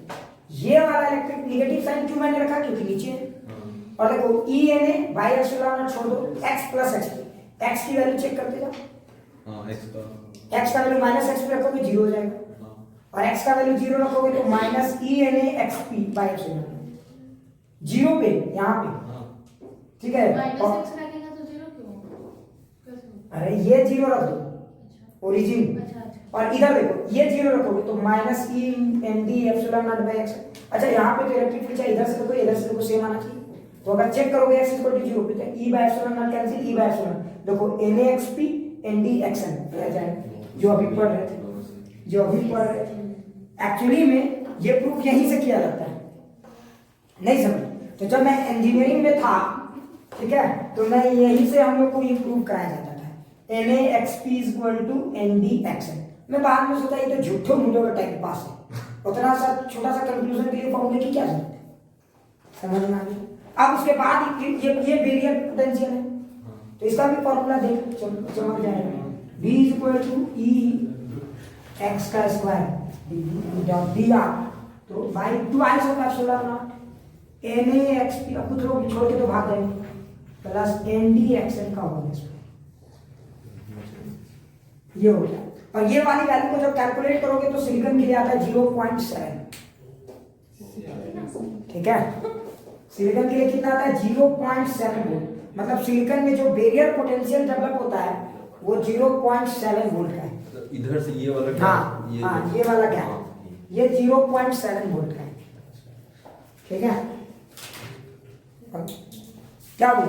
चलो देखो, तो अभी तक हम लोगों ने डायोड को ऑपरेट किया, हमने नेचुरली देखा कि डायोड जंक्शन में बहुत सारा गुण खिला सकता है, क्यों ना हम डायोड को मोटिवेट करके देखें, है ना, डायोड को बायस्ड करें, डायोड को इन्फ्लुएंस करें। कि तुम देखते हैं डायोड को इन्फ्लुएंस करके देखते हैं कि डायोड को जब हम बैटरी से ऑपरेट करेंगे तो डायोड किस तरह का रिस्पॉन्स देता है, ठीक है, और उसी रिस्पॉन्स को हम अपने लिए यूज कर सकते हैं। जैसे क्या हुआ था, याद करो, चाणक्य ने क्या किया था? चंद्रगुप्त के टैलेंट को देखा, उसने फिर चंद्रगुप्त को बायस्ड किया और उसे समझ में आ गया कि चंद्रगुप्त के पास ये टैलेंट है, और उसने चंद्रगुप्त को अपने लिए यूज किया कि नहीं किया? किया ना भाई, अखंड भारत के लिए, ठीक है। तो उसी तरह हम लोग डायोड को क्या करेंगे? बोल, बायस करके देखेंगे। हम डायोड को एक बार समझ में आ रहा ना, फॉरवर्ड बायसिंग करेंगे, और एक बार डायोड को क्या करेंगे? Reverse biasing. अब ये सब नाम सुन के बोलोगे सर फॉरवर्ड चलने जैसा है क्या? इधर और फिर इधर ऐसा है क्या? हाँ, चलो देखते हैं कि फॉरवर्ड बायसिंग क्या, रिवर्स बायसिंग कुछ नहीं। अच्छा ये जो कंडीशन थी, ये कौन सा कंडीशन था? No biasing. नो बायसिंग, ये नो बायसिंग कंडीशन था। ये कौन सी कंडीशन थी? नो बायसिंग कंडीशन, ठीक है। चलो अब थोड़ा सा ध्यान से सुनो, प्लीज लिखना मत, पहले कौन सा बायसिंग पढ़ोगे? पहले आराम से बोलो, लिखना पहले तो कौन सा बाइसिंग करोगे, फॉरवर्ड या रिवर्स? फॉरवर्ड। ठीक है, चलो फॉरवर्ड बाइसिंग में क्या करते हैं, मान लो हमारे पास इस तरह का वही सेमीकंडक्टर डिवाइस है, ध्यान से सुनना, लिखना मत, ये हमारे पास पी टाइप, ओहो कहाँ लिखना है, कहाँ लिख गया, एन टाइप, ठीक। और देखो जब आप पी टाइप को बैटरी के पॉजिटिव से कनेक्ट करो और एन टाइप को बैटरी के नेगेटिव से कनेक्ट करो, समझ में आया? दूसरे को टर्मिनल है तो भाई दूसरे तरफ ना कनेक्ट करोगे, हाँ। और भाई अगर 3 को होता तो 3 एक और कनेक्शन जोड़ा जा सकता है, जो ट्रांजिस्टर में पड़े इन फ्यूचर। हाँ, इन फ्यूचर में ही 2 एक क्लास में फ्यूचर लगा है, एक आध जन्म बाद पड़े, इसलिए बोले इन फ्यूचर, हाँ ध्यान से सुन। तो ये हमारा पी और एन टाइप, ठीक है। अब जरा सोच, ठीक चल रहा है ना, हाँ बहुत अच्छा, हाँ ध्यान दे। अब ये हमारा पी और एन टाइप, हमने फॉरवर्ड बाइसिंग कर दी। अच्छा एक बात बताकर हमने फॉरवर्ड बाइसिंग कर दी तो क्या होगा, ये बैटरी भी तो अब अपना जलवा दिखाएगा ना भाई। अच्छा बता, बैटरी अगर जलवा जिस समय नहीं दिखाना तो उस समय क्या होगा, पहले लॉजिक से बिना बैटरी के जलवा का क्या हो रहा था। तो अगर तुम देखोगे तो बिना बैटरी के जलवा का निगेटिव चार्जेस था ना, और यहाँ पे कौन सा चार्जेस था, पॉजिटिव चार्जेस। लेकिन अब बताओ बैटरी क्या कर रहा है, बताओ लॉजिक से देखो बैटरी क्या करेगा। तो ध्यान से देखो यहाँ पे, अच्छा ये सब तो इमूवेबल है, याद है ना, ये सब कौन सा चार्जेस है, इमूवेबल चार्ज, बहुत अच्छे, इन्हीं की इनको भी मूव करा दे। अच्छा अब एक बात बताओ कि यहाँ पे होल्स है कि नहीं, अरे होल्स है ना भाई, जिनको हम पॉजिटिव चार्ज की तरह ट्रीट करें। तो बताओ ये होल्स को क्या करेगा, धक्का मारेगा कि नहीं? अरे ये बैटरी क्या करेगा, होल्स को धक्का मारेगा, और इधर वाले इलेक्ट्रॉन को क्या करेगा, बोलो इधर की तरफ नहीं समझ। अच्छा एक बात बताओ, तो अगर इधर ये, अच्छा बताओ ये खुश क्यों हो रहे थे, क्योंकि ये इलेक्ट्रॉन पाए थे। अरे जरा लॉजिक से सोचो, लेकिन ये बैटरी क्या कर रहा है, इस होल्स को अब प्रेशर दे रहा है, ये होल्स को प्रेशर दे रहा है कि नहीं? अच्छा एक बात बताओ लॉजिक से देखो, बैटरी मेजॉरिटी को मौका देता है या माइनॉरिटी को, देखो मेजॉरिटी को मौका दे रहा है। अरे फील करो, जो नेचुरली हो रहा था मेजॉरिटी कैरियर के मूवमेंट से कौन सा करंट बन रहा था, डिफ्यूजन करंट। बैटरी अब उसी डिफ्यूजन करंट को क्या दे रहा है, हवा देने की कोशिश कर रहा है। अरे वो मोटिवेट कर रहा है ना भाई, तुम्हारे जब तुम हम नहीं थे, तुम्हारे पुरखे पास करते थे ये बाउंड्री, इतना बड़ा चढ़ाई को आराम से पार कर सकते थे, तुम लोग देख के डर जाते हो, हम आ गए हैं फिर से चलो। समझ में आ रहा है कि नहीं? हाँ अरे वो समझ में आया कि नहीं आया? तो तुम्हारे पूर्वज यहाँ से आसानी से गए हैं, तुम क्यों नहीं जा सकते? आज ये थोड़ा सा छोटा सा पहाड़ देखते हो और डर जाते हो, हम हैं, समझ में आया? तो क्या गम है, ठीक है। तो अब बताइए बैटरी क्या कर रहा है, इस होल्स को उधर की तरफ धकेलने की कोशिश कर रहा है। अच्छा बता, अगर होल्स को धकेलने की कोशिश कर रहा है और ये नेगेटिव को धकेलने की कोशिश कर रहा है, तो बताइए होल्स फिर से वहां से नेगेटिव चार्जेस, वहां जो नेगेटिव दिख रहा है वहां जाकर रिकम्बाइन होंगे कि? अरे समझ में आ रहा है? या ऐसा को कि ये जो लोग रो रहे थे कि मैंने अपने लाल को खोया है, बैटरी बोल रहा है काहे रो रहा है तू, लो एक इलेक्ट्रॉन दे दी। समझ में आया? अरे आया कि नहीं आया? तो बता ये नेगेटिव चार्जेस फिर यहाँ कंबाइन होंगे कि नहीं? अरे होंगे ना। पता ये डिप्लीशन रेट कम हो जाएगा कि ज्यादा हो जाएगा? कम हो जाएगा। और डिप्लीशन रेट कम हो जाएगा, इससे फायदा क्या होगा, बोलो किसको फायदा होगा, डिफ्यूजन करंट को या ड्रिफ्ट करंट? डिफ्यूजन करंट को फायदा होगा। अरे बोल समझ में आया? तो देखो फिर से ये डिप्लीशन रेट कम हो जाएगा, समझ में आया? रिकॉम्बिनेशन के कारण ये डिप्लीशन रेट क्या हो जाएगा, कम। अच्छा तुमने एक चीज ध्यान दिया, डिप्लीशन रेट कम हो गया, जरा फील कर, अगर डिप्लीशन रेट कम हो गया तो बोलो क्या हो गया, इलेक्ट्रिक फील्ड कमजोर हो गया, बैरियर पोटेंशियल कमजोर हो गया। अब बताओ डिफ्यूजन करंट हो मेजॉरिटी कैरियर बमबमा के मूव करेंगे कि नहीं? अब मेजॉरिटी कैरियर बमबमा के मूव करेंगे तो वो करंट फ्लो करेगा कि नहीं करेगा? अब बताओ कौन सा करंट डोमिनेट कर रहा है, डिफ्यूजन करंट या drift current? Diffusion current dominate कर रहा है। अरे बोल समझ में आया कि नहीं आया? बताओ इस डायोड की रेजिस्टेंस बढ़ी कि घटी? घटी ना भाई। अच्छा सोचो बैटरी और मजबूत हो जाए, बैटरी का वोल्टेज और बढ़ा दो, बैटरी इसको और कमजोर कर देगा। बैटरी का वोल्टेज अगर 0.7 से ज्यादा कर दिए, मोटा मोटी समझो, तो लगभग इसको उखाड़ देगा। बोलेगा इसकी क्या औकात है, पूरा माउंटेन काट के प्लेन बना दी, समझ रहा? अब बताओ बैटरी इसको इतना कमजोर, जितना ज्यादा बैटरी का ताकत बढ़ाते जाओगे ये क्या होगा, इतना ज्यादा कमजोर होता जाएगा। एक ऐसा टाइम आएगा कि इसकी ताकत लगभग नहीं के बराबर आ जाएगी। अब उसके बाद बैटरी बोलेगा चलो, खाली बोलेगा चलो और सब दौड़ेगा। समझ में आ रहा है कि नहीं आ रहा है? उसके बाद बताओ करंट बमबमा के बढ़ेगा कि नहीं? अरे बमबमा के बढ़ेगा। एक आइडियल सिचुएशन के हिसाब से सोचो, अगर एक आइडियल डायोड हो तो ये पूरी तरह से बनेगा ही नहीं, समझ में आ रहा है? तो देखो अगर आप बैटरी को फॉरवर्ड बायस में ऑपरेट करते हो, सॉरी डायोड को, तो डिप्लीशन विड्थ बढ़ता है कि घटता है? अरे डिप्लीशन विड्थ घटता है। डिप्लीशन विड्थ घटता है, मतलब बैरियर पोटेंशियल बढ़ा कि घटा? घटा। अच्छा, डिप्लीशन विड्थ के घटने से किसको फायदा हुआ? मेजॉरिटी को या माइनॉरिटी? मेजॉरिटी को फायदा हुआ। मेजॉरिटी को फायदा हुआ, बोलो करंट बढ़ा कि नहीं बढ़ा? करंट अब थोड़ा बढ़ेगा या बम के बढ़ेगा? बम के बढ़ेगा। अच्छा बता, रेजिस्टेंस इस डायोड की बढ़ी कि घटी? घटी। अगर ये एक आइडियल डायोड जैसा हम मान के चले तो बता इसकी रेजिस्टेंस लगभग टेंडिंग टू 0 हो जाएगी। तो फॉरवर्ड बायस में हम कह सकते हैं कि अगर रेजिस्टेंस हो या नहीं हो, उसको शॉर्ट सर्किट भी कर दे तो कोई दिक्कत वाली बात नहीं है। मतलब फॉरवर्ड बायस में आप डायोड को शॉर्ट सर्किट से भी रिप्लेस कर सकते हैं। अरे बोलो समझ में आया? तो फॉरवर्ड बायसिंग में क्या क्या चीजें पॉइंट वाली बातें समझ में आ गया? बोलो फॉरवर्ड बायस में क्या हो? डिप्लीशन विड्थ घटा, सबसे पहला पॉइंट। दूसरा बोलो इलेक्ट्रिक फील्ड भी घट गया। तीसरा बैरियर पोटेंशियल घट गया। चौथा बोलो करंट, डिफ्यूजन करंट बढ़ गया। अरे बोलो समझ में आया? ड्रिफ्ट करंट में कोई ज्यादा फर्क पड़ा नहीं। अच्छा, डिफ्यूजन करंट बढ़ गया। बोलो रेजिस्टेंस बढ़ा कि घटा? रेजिस्टेंस घट गया। छठा, आइडियल डायोड के लिए अगर आप मानोगे, आइडियल डायोड के लिए मानोगे तो रेजिस्टेंस लगभग क्या हो जाएगा? Tending to 0। तो आप डायोड को क्या बोल सकते हो? शॉर्ट सर्किट की तरह ऑपरेट होना है। अरे बहुत समझ में आया कि नहीं? अच्छा बताओ करंट का एक बात बताओ, अगर आप इसका ग्राफ भी देखोगे, एक सेकंड, अगर आप इसके ग्राफ में थोड़ा सा भी फोकस करते हो, ठीक है, थोड़ा सा भी, अगर इसके ग्राफ पे थोड़ा सा भी फोकस करोगे, ये आपका देखो, ये वोल्टेज और ये करंट ग्राफ, थोड़ा सा ध्यान से देखना।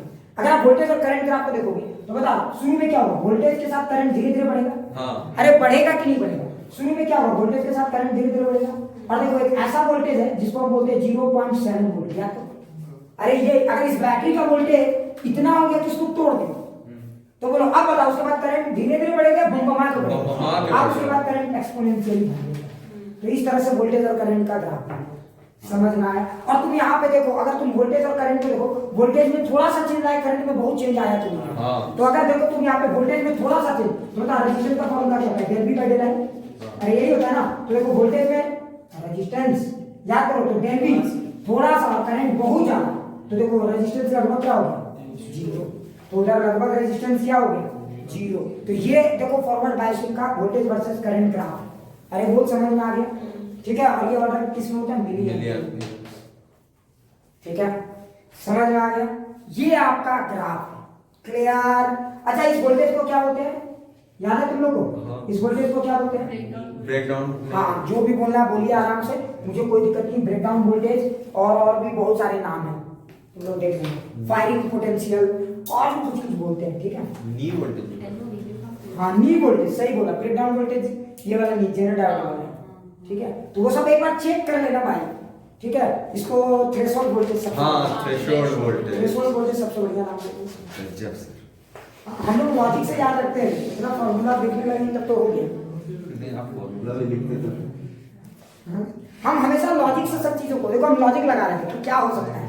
थ्रेशोल्ड में जस्ट एकदम राइजिंग पकड़ना सीखते हैं, समझना ये है थ्रेशोल्ड वोल्टेज। तो बता डायोड आप समझना, फॉरवर्ड बायस में डायोड क्या करता है? शॉर्ट सर्किट या open circuit? Short circuit. Short circuit. अच्छा, डायोड का जो सिंबल बनाया जाता है, अब इतना बार कौन बनाएगा? तो डायोड के सिंबल को देखना, कुछ लोग ऐसे बनाते हैं, एरो ऐसे बनाते हैं, और अच्छा ये और एक ऐसे कर देते हैं। अब इसके पीछे भी लॉजिक है, देखो ऐसा सिंबल क्यों बना है, और देखो ऐसा इसलिए बना है, इसको बोलते हैं पी और इसको बोलते हैं एन। तो अगर पी की तरफ से करंट जा रहा है, कि पूरी तरह से अलाउ कर रहा है, करंट को अलाउ कर रहा है कि नहीं? अरे देखो अगर एरो जिधर एरो अगर उधर ही करंट का डायरेक्शन है, देखो ये पी टाइप, पी को ऐसे दिखाते हैं, एन को ऐसे। तो ऐसा सिंबल बनाने के पीछे भी लॉजिक है। देखो एरो को, ठीक है, तो ऐसा सिंबल बनाने के पीछे भी लॉजिक है। क्या लॉजिक है? अगर ऐसा है, सोचो अगर करंट का डायरेक्शन ऐसे कोई दे रहा है, यहाँ पे तो ऐसे ही जा रहा है ना करंट, देखो ऐसे ही जा रहा है ना, तो करंट यहाँ से ऐसे जा रहा है कि नहीं? ये कौन सा बायस है? Forward bias. तो देखो जिस समय पी हायर पोटेंशियल पे और एन लोअर, ये कौन सा बायस है? फॉरवर्ड। ये हम पूरा कराएंगे, टेंशन नहीं लेना, एक एक चीज करेंगे, अभी खाली कंसेप्ट समझा रहे हैं, समझ में आया? तो देखो ये फॉरवर्ड बायस है, अगर करंट है जैसे क्लियर? क्या क्या है डाउट है इसमें? ये मिलियन में बहुत ज्यादा करंट नहीं होता है एलईडीज में या डायोड्स में, ठीक है, थोड़ा बहुत करंट होता है। हाँ है, मेरे पास सारा अरेंजमेंट है। हाँ दिखाएं, पहले थ्योरी कंप्लीट करने दो, पहले न्यूमेरिकल, ठीक है सर। एक मिनट मिटा दूं, मिटा दूं, एक मिनट सर, एक मिनट उधर उसको भेज दो, ठीक है। अच्छा बताओ अब हम लोग कैसे ऑपरेट करने वाले हैं? Reverse bias. अच्छा बताओ रिवर्स बायसिंग में बताओ किधर हायर रखेंगे, किधर हायर पोटेंशियल को जोड़ेंगे? अरे बैटरी का हायर किधर जोड़ेंगे? हाँ बैटरी का हायर एन को जोड़ेंगे। बहुत अच्छे। अब कैसे पहचानते हो थोड़ी देर में सब सिखा देंगे। So don't take tension, take full tension. ठीक है चलो। अच्छा अब इधर हम लोग देखो याद रखना ये हो गया लोअर और ये हो गया हायर। समझ में आया? क्लियर? एक चीज हमेशा याद रखना, ऐसा मत रखना कि पॉजिटिव को पी को पॉजिटिव से नहीं, हायर और लोअर से समझो, और वो भी आपको रखना नहीं है। आप आराम से ग्राफ देखो। अच्छा बताओ अगर ये इधर है तो बैटरी करंट किधर से देने की कोशिश करेगा? इधर से। तो आप कुछ मत करो, उसका तुरंत से ये बना दो सर्किट, ऐसे बन गया।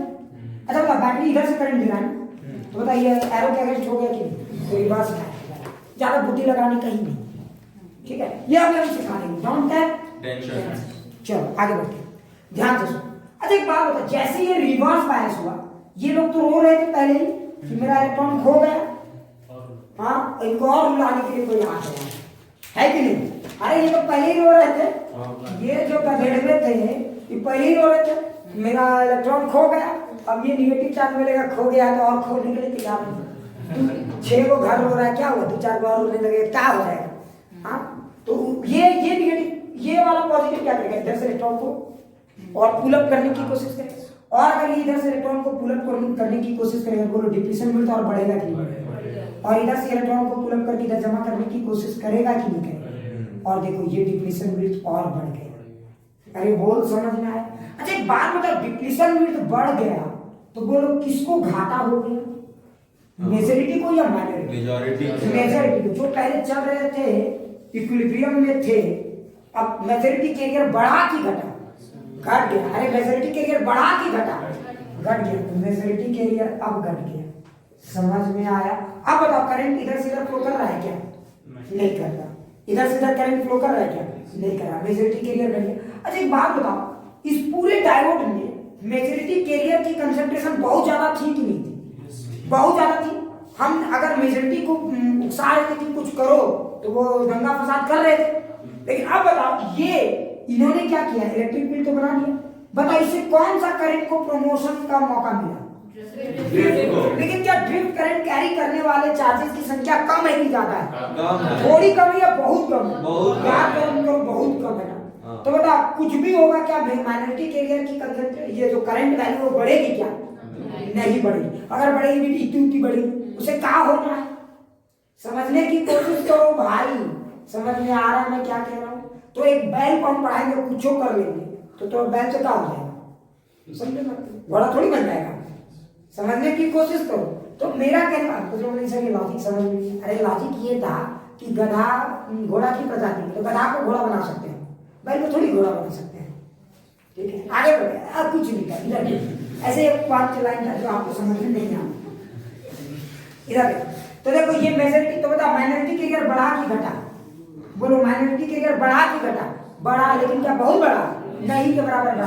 कांस्टेंट नहीं दोगे तो क्या हो गया? लेकिन अब बताओ, अब आपको नेट करंट में क्या दिखेगा? मेजॉरिटी वाला या माइनॉरिटी वाला? माइनॉरिटी वाला। क्यों? क्योंकि जब जिस समय इक्वल था, जिस समय नो बायसिंग था, मेजॉरिटी और माइनॉरिटी दोनों थे। लेकिन अब बताओ अगर मेजॉरिटी कम हो गया तो माइनॉरिटी को मौका मिल रहा है, तो माइनॉरिटी कैरियर क्या हो गया? बढ़ गया या कांस्टेंट रह गया? अच्छा एक बात बता, तुम वोल्टेज बढ़ा रहे हो, करंट में कोई चेंज आ रहा है क्या? अरे वोल्टेज बढ़ा रहे हो, करंट में कोई चेंज नहीं आ रहा है, लगभग कांस्टेंट है भाई। अरे लगभग कांस्टेंट। वोल्टेज बढ़ा रहे हो, करंट नहीं बढ़ रहा है, मतलब बताओ रेजिस्टेंस हाई है कि लो? हाई। थोड़ा हाई है कि बहुत हाई? तो रेजिस्टेंस बहुत हाई है। अच्छा पांचवा पॉइंट बता, डिप्लीशन विड्थ बढ़ेगा कि घट? अच्छा डिप्लीशन विड्थ बढ़ा है, इलेक्ट्रिक फील्ड बढ़ेगा कि घटेगा? बढ़ जाएगा, इलेक्ट्रिक फील्ड बढ़ जाएगा। अच्छा बता बैरियर पोटेंशियल बढ़ेगा कि घटेगा? बैरियर पोटेंशियल भी बढ़ेगा। और इसी कारण से बैरियर पोटेंशियल के बढ़ने के कारण से मेजॉरिटी कैरियर को घाटा होगा। याद करो बैरियर पोटेंशियल जिस समय घटता है मेजॉरिटी को फायदा होता है, और बैरियर पोटेंशियल बढ़ता है ढलान और ऊपर हो गया। समझ में? ये निगेटिव बैटरी है। या फिर इसके पहले जो आया था पॉजिटिव था, वो बोला था कि तुम्हारे पुरखे पार किए थे, तुम लोग आराम से पार कर दोगे। ये बोल रहा तुम्हारे पुरखे कर लिए थे, तुमसे ना हो पाएगा, तुम चुपचाप। समझ में आ रहा है कि नहीं आ रहा है? समझो क्लियर? जो इतना सा पहाड़ है उसको इतना बड़ा कर दिया इसने। तो निगेटिव वाले लोग क्या करते हैं, एग्जाम है यूटीसी, समझ में? वो आपको इतना बड़ा दिखाएंगे, अब डर जाते हो आप एग्जाम क्रैक नहीं कर पाते। सच यही है। समझ में आया? क्लियर? तो ये आपको समझना होगा कि कौन आपके लिए फॉरवर्ड बायसिंग का काम कर रहा है और कौन आपके लिए रिवर्स बायसिंग का काम कर रहा है। क्लियर? कुछ लोग बोल रहे हैं सर आप तो प्योर गर्दा रिवर्स बाइसिंग करते हैं, हाँ, है ना? क्लियर? अब आगे बढ़ते हैं। अच्छा एक बात बताओ, वोल्टेज अच्छा रेजिस्टेंस थोड़ा बड़ा कि बहुत ज्यादा, तो बताओ इस सर्किट को ओपन सर्किट माना जा सकता है कि नहीं? तो देखो एक डायोड की खूबसूरत सी बात क्या है, समझ पाए? डायोड की सबसे खूबसूरत सी बात क्या है? डायोड बैटरी का पोलैरिटी बदल देने से अलग बिहेवियर देता है कि नहीं? तो डायोड यूनिपोलर डिवाइस है या बाइपोलर है? नहीं, यूनिपोलर है। बाइपोलर उसको बोलते हैं जो दोनों तरफ से सेम बिहेवियर दिखाता है। यूनिपोलर ये एक तरफा बिहेवियर दिखाएगा, नहीं समझ? अब जैसे रेजिस्टेंस की क्या खासियत होती है? रेजिस्टेंस बैटरी में ऐसे जोड़ा रहे या ऐसे जोड़ा रहे, कोई फर्क नहीं पड़ता। अच्छा इंडक्टर ऐसे जोड़ो या ऐसे जोड़ो, कोई फर्क नहीं पड़ता। कैपेसिटर में भी कोई फर्क नहीं पड़ता। लेकिन डायोड मुन्ना जरा समझ, ऐसे जोड़ दोगे कुछ और, ऐसे जोड़ दोगे कुछ और, समझ में आया? तुरंत बिहेवियर में आसमान जमीन की फर्क होगी। अच्छा एक बात बताओ, तो देखो अचानक से ये शॉर्ट सर्किट का काम करता है, यहाँ पे देखो अचानक से ओपन सर्किट का काम करता है। ये तो स्विच ऑन ऑफ जैसा है, अरे है कि नहीं? इसलिए डायोड को स्विचिंग का बेताज बादशाह भी कहा जाता है। स्विचिंग डायोड से बढ़िया कोई नहीं कर सकता। जैसे आपके पास ये स्विच है, तो इस स्विच से आप क्या करते हो, बोलो? ऑन ऑफ करते हो कि नहीं? अभी देखो ऑन हो गया, स्विच ऑन मतलब शॉर्ट सर्किट। जैसे इसको ऑफ किए मतलब वो कनेक्शन हट गया, ओपन सर्किट। इसके लिए मुझे मेरी जरूरत पड़ेगी नहीं। लेकिन अगर तुम्हें कोई चाहिए ऐसा इंसान कि जो करंट का डायरेक्शन देख के अपना बदल दे, पलटी मार दे, वो कौन कर सकता है?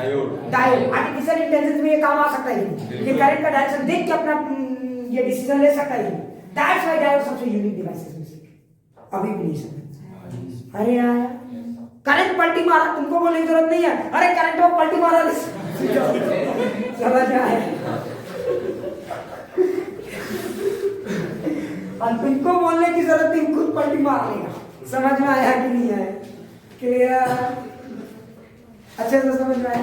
दैट्स व्हाई ये डायोड ना स्विचिंग के लिए बहुत अच्छे माने जाते हैं। क्लियर? रेक्टिफायर ये सब में जबरदस्त यूज होता है इनका। आप समझना ये कितने खतरनाक डिवाइस है। तो देखो डायोड का पूरी कहानी समझ में आ गई, अच्छे से समझ में आ गया, तो मिटा दूं? क्लियर? तो रिवर्स बायसिंग भी क्लियर हो गया। किसी को अगर कुछ डाउट है तो पूछो। क्या रिवर्स बायसिंग के एक फंडा सबको समझ में आ गया? पक्का? ठीक है, बहुत अच्छा। तो एक बार पूरा रिवाइज कर देता हूं ताकि आपको अच्छे से समझ में आ जाए, और जिसको जहां जहां डाउट होगा पूछोगे, ठीक है? एकदम बिंदास पूछोगे, ठीक है? चलो एक छोटा सा पॉइंट्स में डिस्कस। देखो मैं फिर से एक बार पूरा फटाफट ये कर देता हूँ। एक तरफ हमारा फॉरवर्ड बायसिंग, एक तरफ हमारा क्या है, रिवर्स बायसिंग। पूरा याद रखेंगे। अच्छा बताओ यहाँ पे पी को हाई पॉजिटिव से कनेक्ट करना है या हायर पोटेंशियल? हायर पोटेंशियल याद है, ठीक है? तो बताओ यहाँ पे पहला क्या हो, डिप्लेशन मीटर बढ़ा कि घटा? घट गया। अच्छा डिप्लेशन मीटर घटा तो वेरिएबल पोटेंशियल घट गया। अच्छा वेरिएबल पोटेंशियल में घटने से किसको फायदा हुआ? मेजॉरिटी कैरियर को। समझ में आया? डिफ्यूजन करंट बोलते हैं लेकिन मेजॉरिटी कैरियर। अच्छा एक और चीज बताओ, मेजॉरिटी कैरियर रेजिस्टेंस बढ़ा कि घटा? घट गया। रेजिस्टेंस लगभग क्या हो गया? 0। इसलिए हम इस तरह के सिचुएशन को क्या कहते हैं? Short circuit. क्लियर? अच्छा इधर आ फटाफट। अच्छा बताओ यहाँ पे बताओ, यहाँ पे डिप्लेशन मीटर बढ़ा कि घटा? बढ़ गया। डिप्लेशन मीटर बढ़ गया। दूसरा बताओ वोल्टेज बढ़ा कि घटा? बढ़ गया। वेरिएबल पोटेंशियल वो। तीसरा मेजॉरिटी कैरियर घट गया और माइनॉरिटी कैरियर बढ़ गया। माइनॉरिटी कैरियर बढ़ गया। और बताओ रेजिस्टेंस बढ़ गया। इस सर्किट को क्या कहते हैं? Open circuit. Open circuit. अच्छा इसको स्विचिंग की तरह क्यों काम करते हैं समझ में आया? शॉर्ट ओपन, शॉर्ट ओपन, समझ में आया? अच्छा वो तो हम बाद में पढ़ेंगे, ठीक है? रिवर्स बायसिंग यहाँ पे पी हायर एन लोअर, यहाँ पे क्या होगा क्या एक चीज समझ में? मैं कोई वीडियो पढ़ा रहा हूँ, ठीक ठाक पढ़ा दे रहा हूँ, मुझे मतलब आता है सेमीकंडक्टर पढ़ाने बिल्कुल। अच्छा एक और बात बताओ, ठीक है? अगर सोचो मैं यहाँ पे ध्यान से देखो। अच्छा एक बात बताओ, यहाँ पे ये ग्राफ तो समझ में आ गया, इधर का क्या हाल चाल है? तो बताओ ये ग्राफ इधर बताओ करंट में चेंज आएगा कि नहीं आएगा? लगभग नहीं आएगा। तो करंट लगभग कांस्टेंट है ना, तो वोल्टेज पीछे नेगेटिव में तो बहुत बड़ा है। तो बताओ यहाँ पे देखना अचानक से ये ग्राफ ऐसे जाएगा, नहीं समझ में? ये ग्राफ ऐसा क्यों समझ में आ रहा है? वोल्टेज देखो, वोल्टेज तो आप बहुत चेंज करो क्योंकि करंट वही है, समझ में? और इस करंट को एक अलग वर्ड से नाम दिया जाता है IS। इसको बोलते हैं रिवर्स सैचुरेशन करंट। ये सैचुरेशन करंट क्यों कहते हैं समझ में आ रहा ना? क्योंकि लगभग सैचुरेटेड है, कांस्टेंट है। क्या ये वोल्टेज के साथ फ्लक्चुएट होता है? नहीं। ठीक है? और इस ग्राफ की एक और खासियत है, अगर आप वोल्टेज एक लिमिट से ज्यादा कर दोगे तो पता है ये टूट जाएगा, एक नया बिहेवियर दिखेगा और ये इधर जाने लगेगा। ये चीजें हम लोग बाद में डिस्कस करेंगे, इधर क्यों जाता है ये सब चीजें बाद में डिस्कस करेंगे, ठीक है? ये हम दो ये जब जीरो डायरेक्ट बनाएंगे तब इस ग्राफ को हम लोग कंटिन्यू करेंगे। क्लियर? तो अभी जितना पढ़ा रहे उतना ही रखेंगे। अच्छा, अब दिमाग में एक सवाल आता है, तुम लोग ध्यान से। अच्छा, ये जो ग्राफ है इसका, अच्छा ये जो हमारा इक्वेशन है यही ग्राफ आपके काम आएगा। क्लियर? इससे ज्यादा नहीं जाना। लेकिन आप सोचो, अगर एक बस ऐसे ही मत लिखो प्लीज, इसको लिखना नहीं, ऐसे ही समझो। अगर मैं चाहता हूं कि इसका कोई मैथमेटिकल रिलेशनशिप है कैसे करेंट का, अब कुछ लोग बोलेंगे सर क्यों? मैं तुम्हें बताता हूँ, जे एडवांस किस चिड़िया का नाम है, आज तुम्हें समझ में आएगा। जे एडवांस आपको क्या करेगा, ये सवाल नहीं पूछेगा डायरेक्ट, ये करंट वर्सेस वोल्टेज ग्राफ है, तो क्या ये करंट इलेक्ट्रिसिटी का टॉपिक नहीं बन सकता है? बिल्कुल बन सकता है। अब कुछ लोग बोलेंगे सर करंट इलेक्ट्रिसिटी का टॉपिक कैसे बनता है, तो मैं तुम्हें बताता हूँ, जे इसमें क्या चालबाजी कर सकता है, वो आपको करंट और वोल्टेज का रिलेशनशिप दे देगा। तो कुछ लोग सर दे देगा तो हमारा काम उखड़ जाएगा, बहुत कुछ दिखाता हूँ कैसे। अगर मैं चाहता हूँ कि करंट का ग्राफ मैं बनाऊं, तो देखो करंट और वोल्टेज का ग्राफ कैसे बनता है। अच्छा देख, मैं कैसे बना सकता हूँ इस ग्राफ। देखो, अगर तुम जरा ध्यान से देखो, जिस समय वोल्टेज बहुत ज्यादा था पॉजिटिव में, करंट एक्सपोनेंशियली भाग रहा था ना। तो अगर आप करंट का ग्राफ को देखो, तो करंट इधर एक्सपोनेंशियली भाग रहा है, मतलब ई, अरे ई देखो, ई एक्सपोनेंशियल और भी का ये बीटी होता है थर्मल वोल्टेज, बीटी। अच्छा, अब कुछ लोग बोलेंगे सर वी बाई बीटी, सोचो वी बाई बीटी, देखो फॉरवर्ड बायस ये जो वोल्टेज है वो तो सपोर्ट कर रहा है, चलो, और थर्मल वोल्टेज जो सपोर्ट को तोड़ रहा है। ओहो, देखो तुम्हें ये कोई नहीं बताएगा ऐसा क्यों। देख, अच्छा एक बात सुन, यहाँ देख एक्सपोनेंशियली भाग रहा है, तो ई के ऊपर क्या लिखे बोलो, सिर्फ बी, ना ना ना ना, ई के ऊपर नहीं, माइनस कैसे, माइनस का तो मतलब ग्राफ घटेगा ना, समझो। तो ई के ऊपर ग्राफ कैसे, देखो मैथ्स की फंक्शन को कैसे लिखी जाए तुम लोग सीख लो आज। अच्छा देखो, अगर हम एक फिजिक्स के टीचर हैं और मुझे इसका मतलब मुझे कोई बहुत मैथमेटिक्स में नहीं जाना है, ये बहुत रिगरस मैथमेटिक्स से ये निकलता है, इसको बोलते हैं एपिपोलर ट्रांसपोर्टेशंस, ठीक है, उसमें पूरा रीजनरेशन रिकॉम्बिनेशन सब हो के निकाला जाता है। बट अब मान लो तुम 11 के बच्चे या 12 के बच्चे, अब तुमको पढ़ाएंगे तो ऐसे ही क्लोरोफॉर्म की जरूरत पड़ रही होगी बेहोशी के लिए, नहीं, ठीक है, बिना क्लोरोफॉर्म के ही बेहोशी हो जाएगी। तो अब सोचो इसको मैं कैसे, लॉजिक से कैसे। अच्छा एक बात बता, वोल्टेज बढ़ाएंगे तो करंट बढ़ना चाहिए, तो ई के ऊपर अगर आपको कुछ लिखने का मन है तो ई का कुछ लिखेगा भाई, तो बताओ भी से बढ़ेगा कि घटेगा? बढ़ेगा। लेकिन क्या, अच्छा बताओ, भी से तो बढ़ेगा, मतलब वोल्टेज को सपोर्ट कर रहा है सब, लेकिन एक बात बताओ, कौन है जो उन बच्चों को रोक रहा है, उनका मन, हम नहीं कर पाएंगे। और यहाँ पे उस इलेक्ट्रॉन को उधर जाने से कौन रोक रहा है, या तो थर्मल वोल्टेज, थर्मल, क्योंकि वो थर्मल वोल्टेज यानी थर्मल ये जो टेम्परेचर होता है वो क्या करता है, अरे ये जो टेम्परेचर होता है वो क्या करता है, रैंडमनेस आता है ना, वो डायरेक्शन बनाने देता है क्या? बैटरी तो कोशिश करता है डायरेक्शन देने, लेकिन थर्मल जो टेम्परेचर होता है वो उस डायरेक्शन को तोड़ने की कोशिश करता है। समझ में आ रहा है? इसीलिए नीचे एक और वर्ड आता है, देखो ये वोल्टेज है ना, तो भाई ये तो डायमेंशनलेस होना चाहिए, तो यहाँ वोल्टेज को भी वोल्टेज से ही लिखते हैं, समझ में? और किसको बोलते हैं, वीटी, थर्मल वोल्टेज। अब लोग बोलेंगे sir what should be the formula for thermal voltage.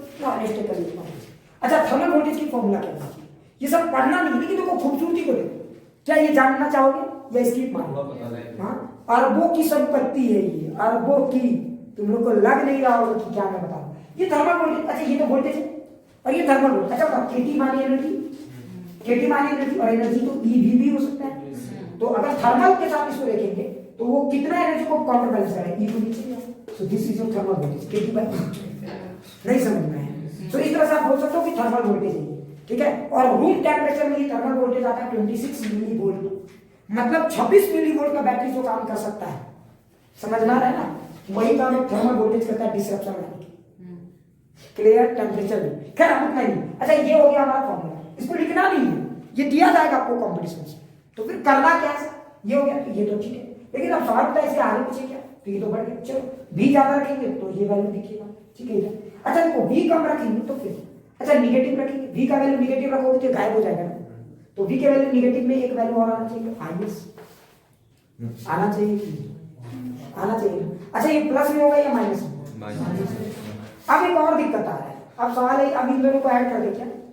नहीं, तुम ध्यान से देखो, इसको कंटिन्यूअस बनाने के लिए आईएस से समझ में आना, अगर हम इसको आईएस में लगा देते हैं, ध्यान से, ठीक है, तो देखो ये ग्राफ यहाँ से पकड़ कर इसके साथ खिंचा रहा है, ये कंटिन्यूअस बनेगा, अदरवाइज ये क्या होगा, इधर का तो बन जाएगा, इधर का बनेगा, बीच वाले ग्राफ को कौन बनेगा?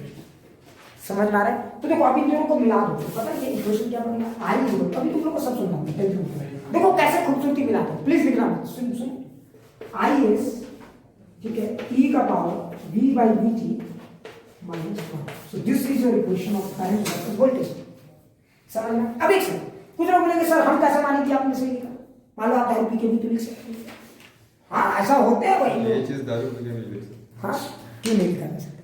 ठीक है, अब चलो अब कुछ लोग ये सवाल पूछ सकते हैं, कुछ लोगों को मेरे ऊपर डाउट हो रहा है क्या? बोलेंगे सर मुंह लाइए थोड़ा सुन के देखिए, ठीक है। हाँ थोड़ा सा ध्यान से देखो, थोड़ा सा ध्यान से देखो, क्योंकि लास्ट मोमेंट तक मेरे को भी पता नहीं मन कर रहा है ये सब चीज बताने का, बता दो ना भाई। हाँ ऐसे सुन लो। अच्छा देख, अगर इस फॉर्मूले को कुछ लोग मेरे ऊपर विश्वास नहीं रखते, फॉर्मूले को चेक करके देखो।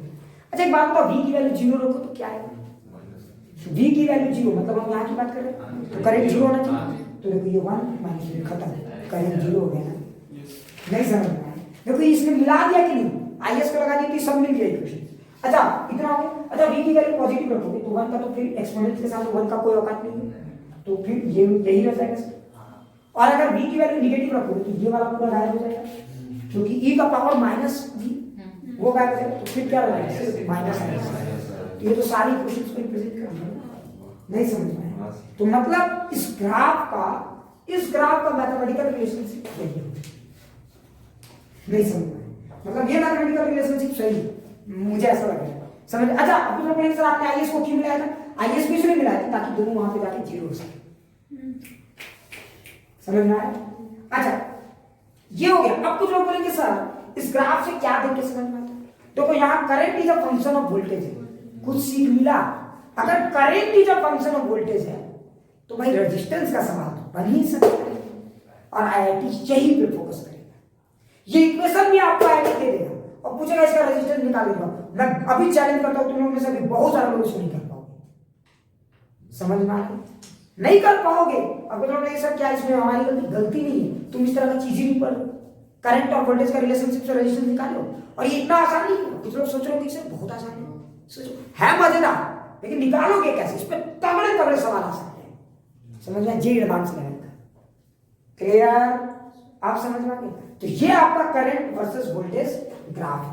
क्या इसके रिलेशनशिप को एडवांस लेवल के बाद पढ़ोगे? अभी पढ़ा इसको लास्ट में बताएंगे क्योंकि है बहुत तगड़ा चीज। ठीक है, तो देखो ग्राफ पूरा फील आ गया। हाँ ध्यान दीजिए, ठीक है। अब हम लोग को ये पहचानना खाली है अभी कि कौन सा चीज फॉरवर्ड बायस्ड है और कौन सा चीज रिवर्स बायस्ड, खाली आप इतना पहचान लो, ठीक है।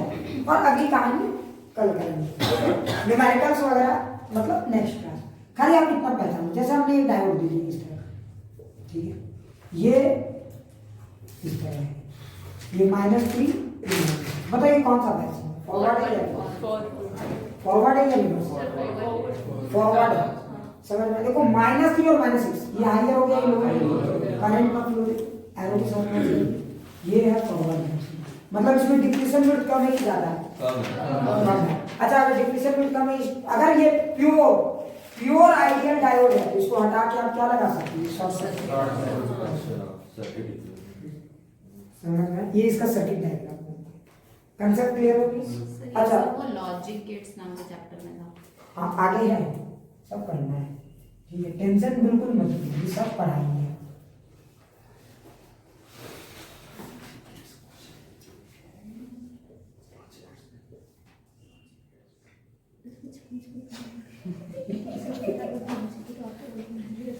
आइडियल डायोड्स है, ध्यान से सुन, ये सब हमारे कौन से डायोड्स हैं? आइडियल डायोड, ठीक है। अच्छा और ये 1 ओम, ये 2 ओम, ये 12 वोल्ट। आइडियल डायोड्स के दो ही रेजिस्टेंस, चाहे 0 या 1। क्लियर? अब चलिए आप लोग बताइए कि ये बैटरी से कितना करंट का फ्लो हो रहा है और इसमें कौन सा डायोड आइडियल है, सॉरी कौन सा डायोड फॉरवर्ड है और कौन सा डायोड रिवर्स? सोचिए।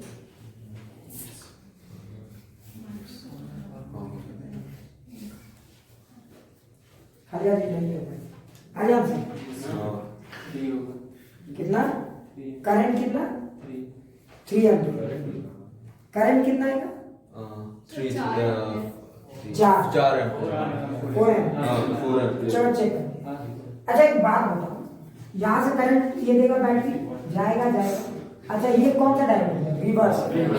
और ये कौन सा होगा? रिवर्स का मतलब ओपन सर्किट, फॉरवर्ड का मतलब शॉर्ट सर्किट। तो इसका होना और नहीं होना तो कोई फर्क नहीं पड़ता। ये शॉर्ट हो गया तो करंट कैसे न जाएगा?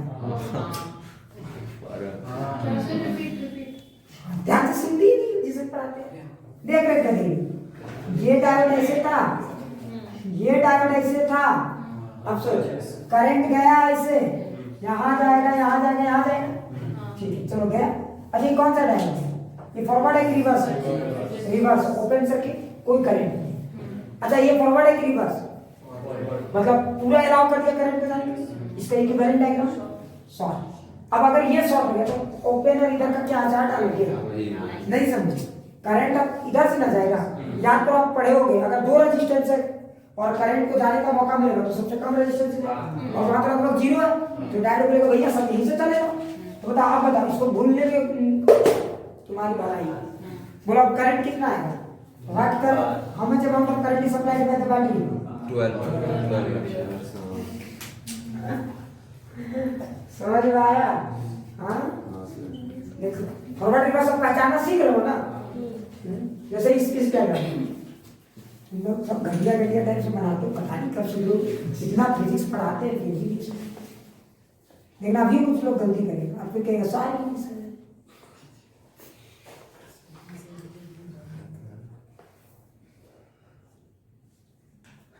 कुछ लोगों को तो याद आ रहा होगा वो पुराने दिन, याद आ रहा है ना? 6 वोल्ट आज से 1-2 दिन पहले यही सवाल देते तो शायद डर लगता है।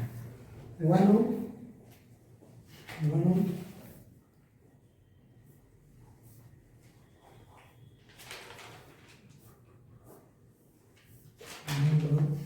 बताइए कितना करंट देगा? 1 सेकंड हो सकता है एक जगह गलती होगी काम में।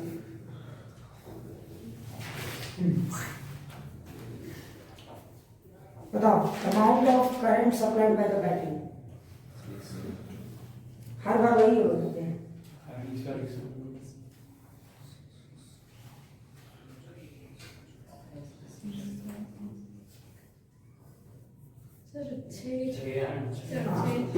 इसका सही जवाब है 6।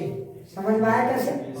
देखो करंट ऐसे गया, यहाँ गया डिवाइड हो जाएगा, जब डिवाइड होगा तो रिवर्स ओपन, ये खत्म, इसका कोई काम नहीं। अब करंट के पास ये मौका इधर जाने का, इधर किधर भागने की कोशिश करे, इधर जिप भी नहीं करेगा रेजिस्टेंस नहीं समझ में, ये खत्म, ये शॉर्ट सर्किट, ये इसका इक्विवेलेंट है। आप समझ में आ गए? एक लास्ट सवाल और खुशी खुशी फिर घर जाना सब लोग।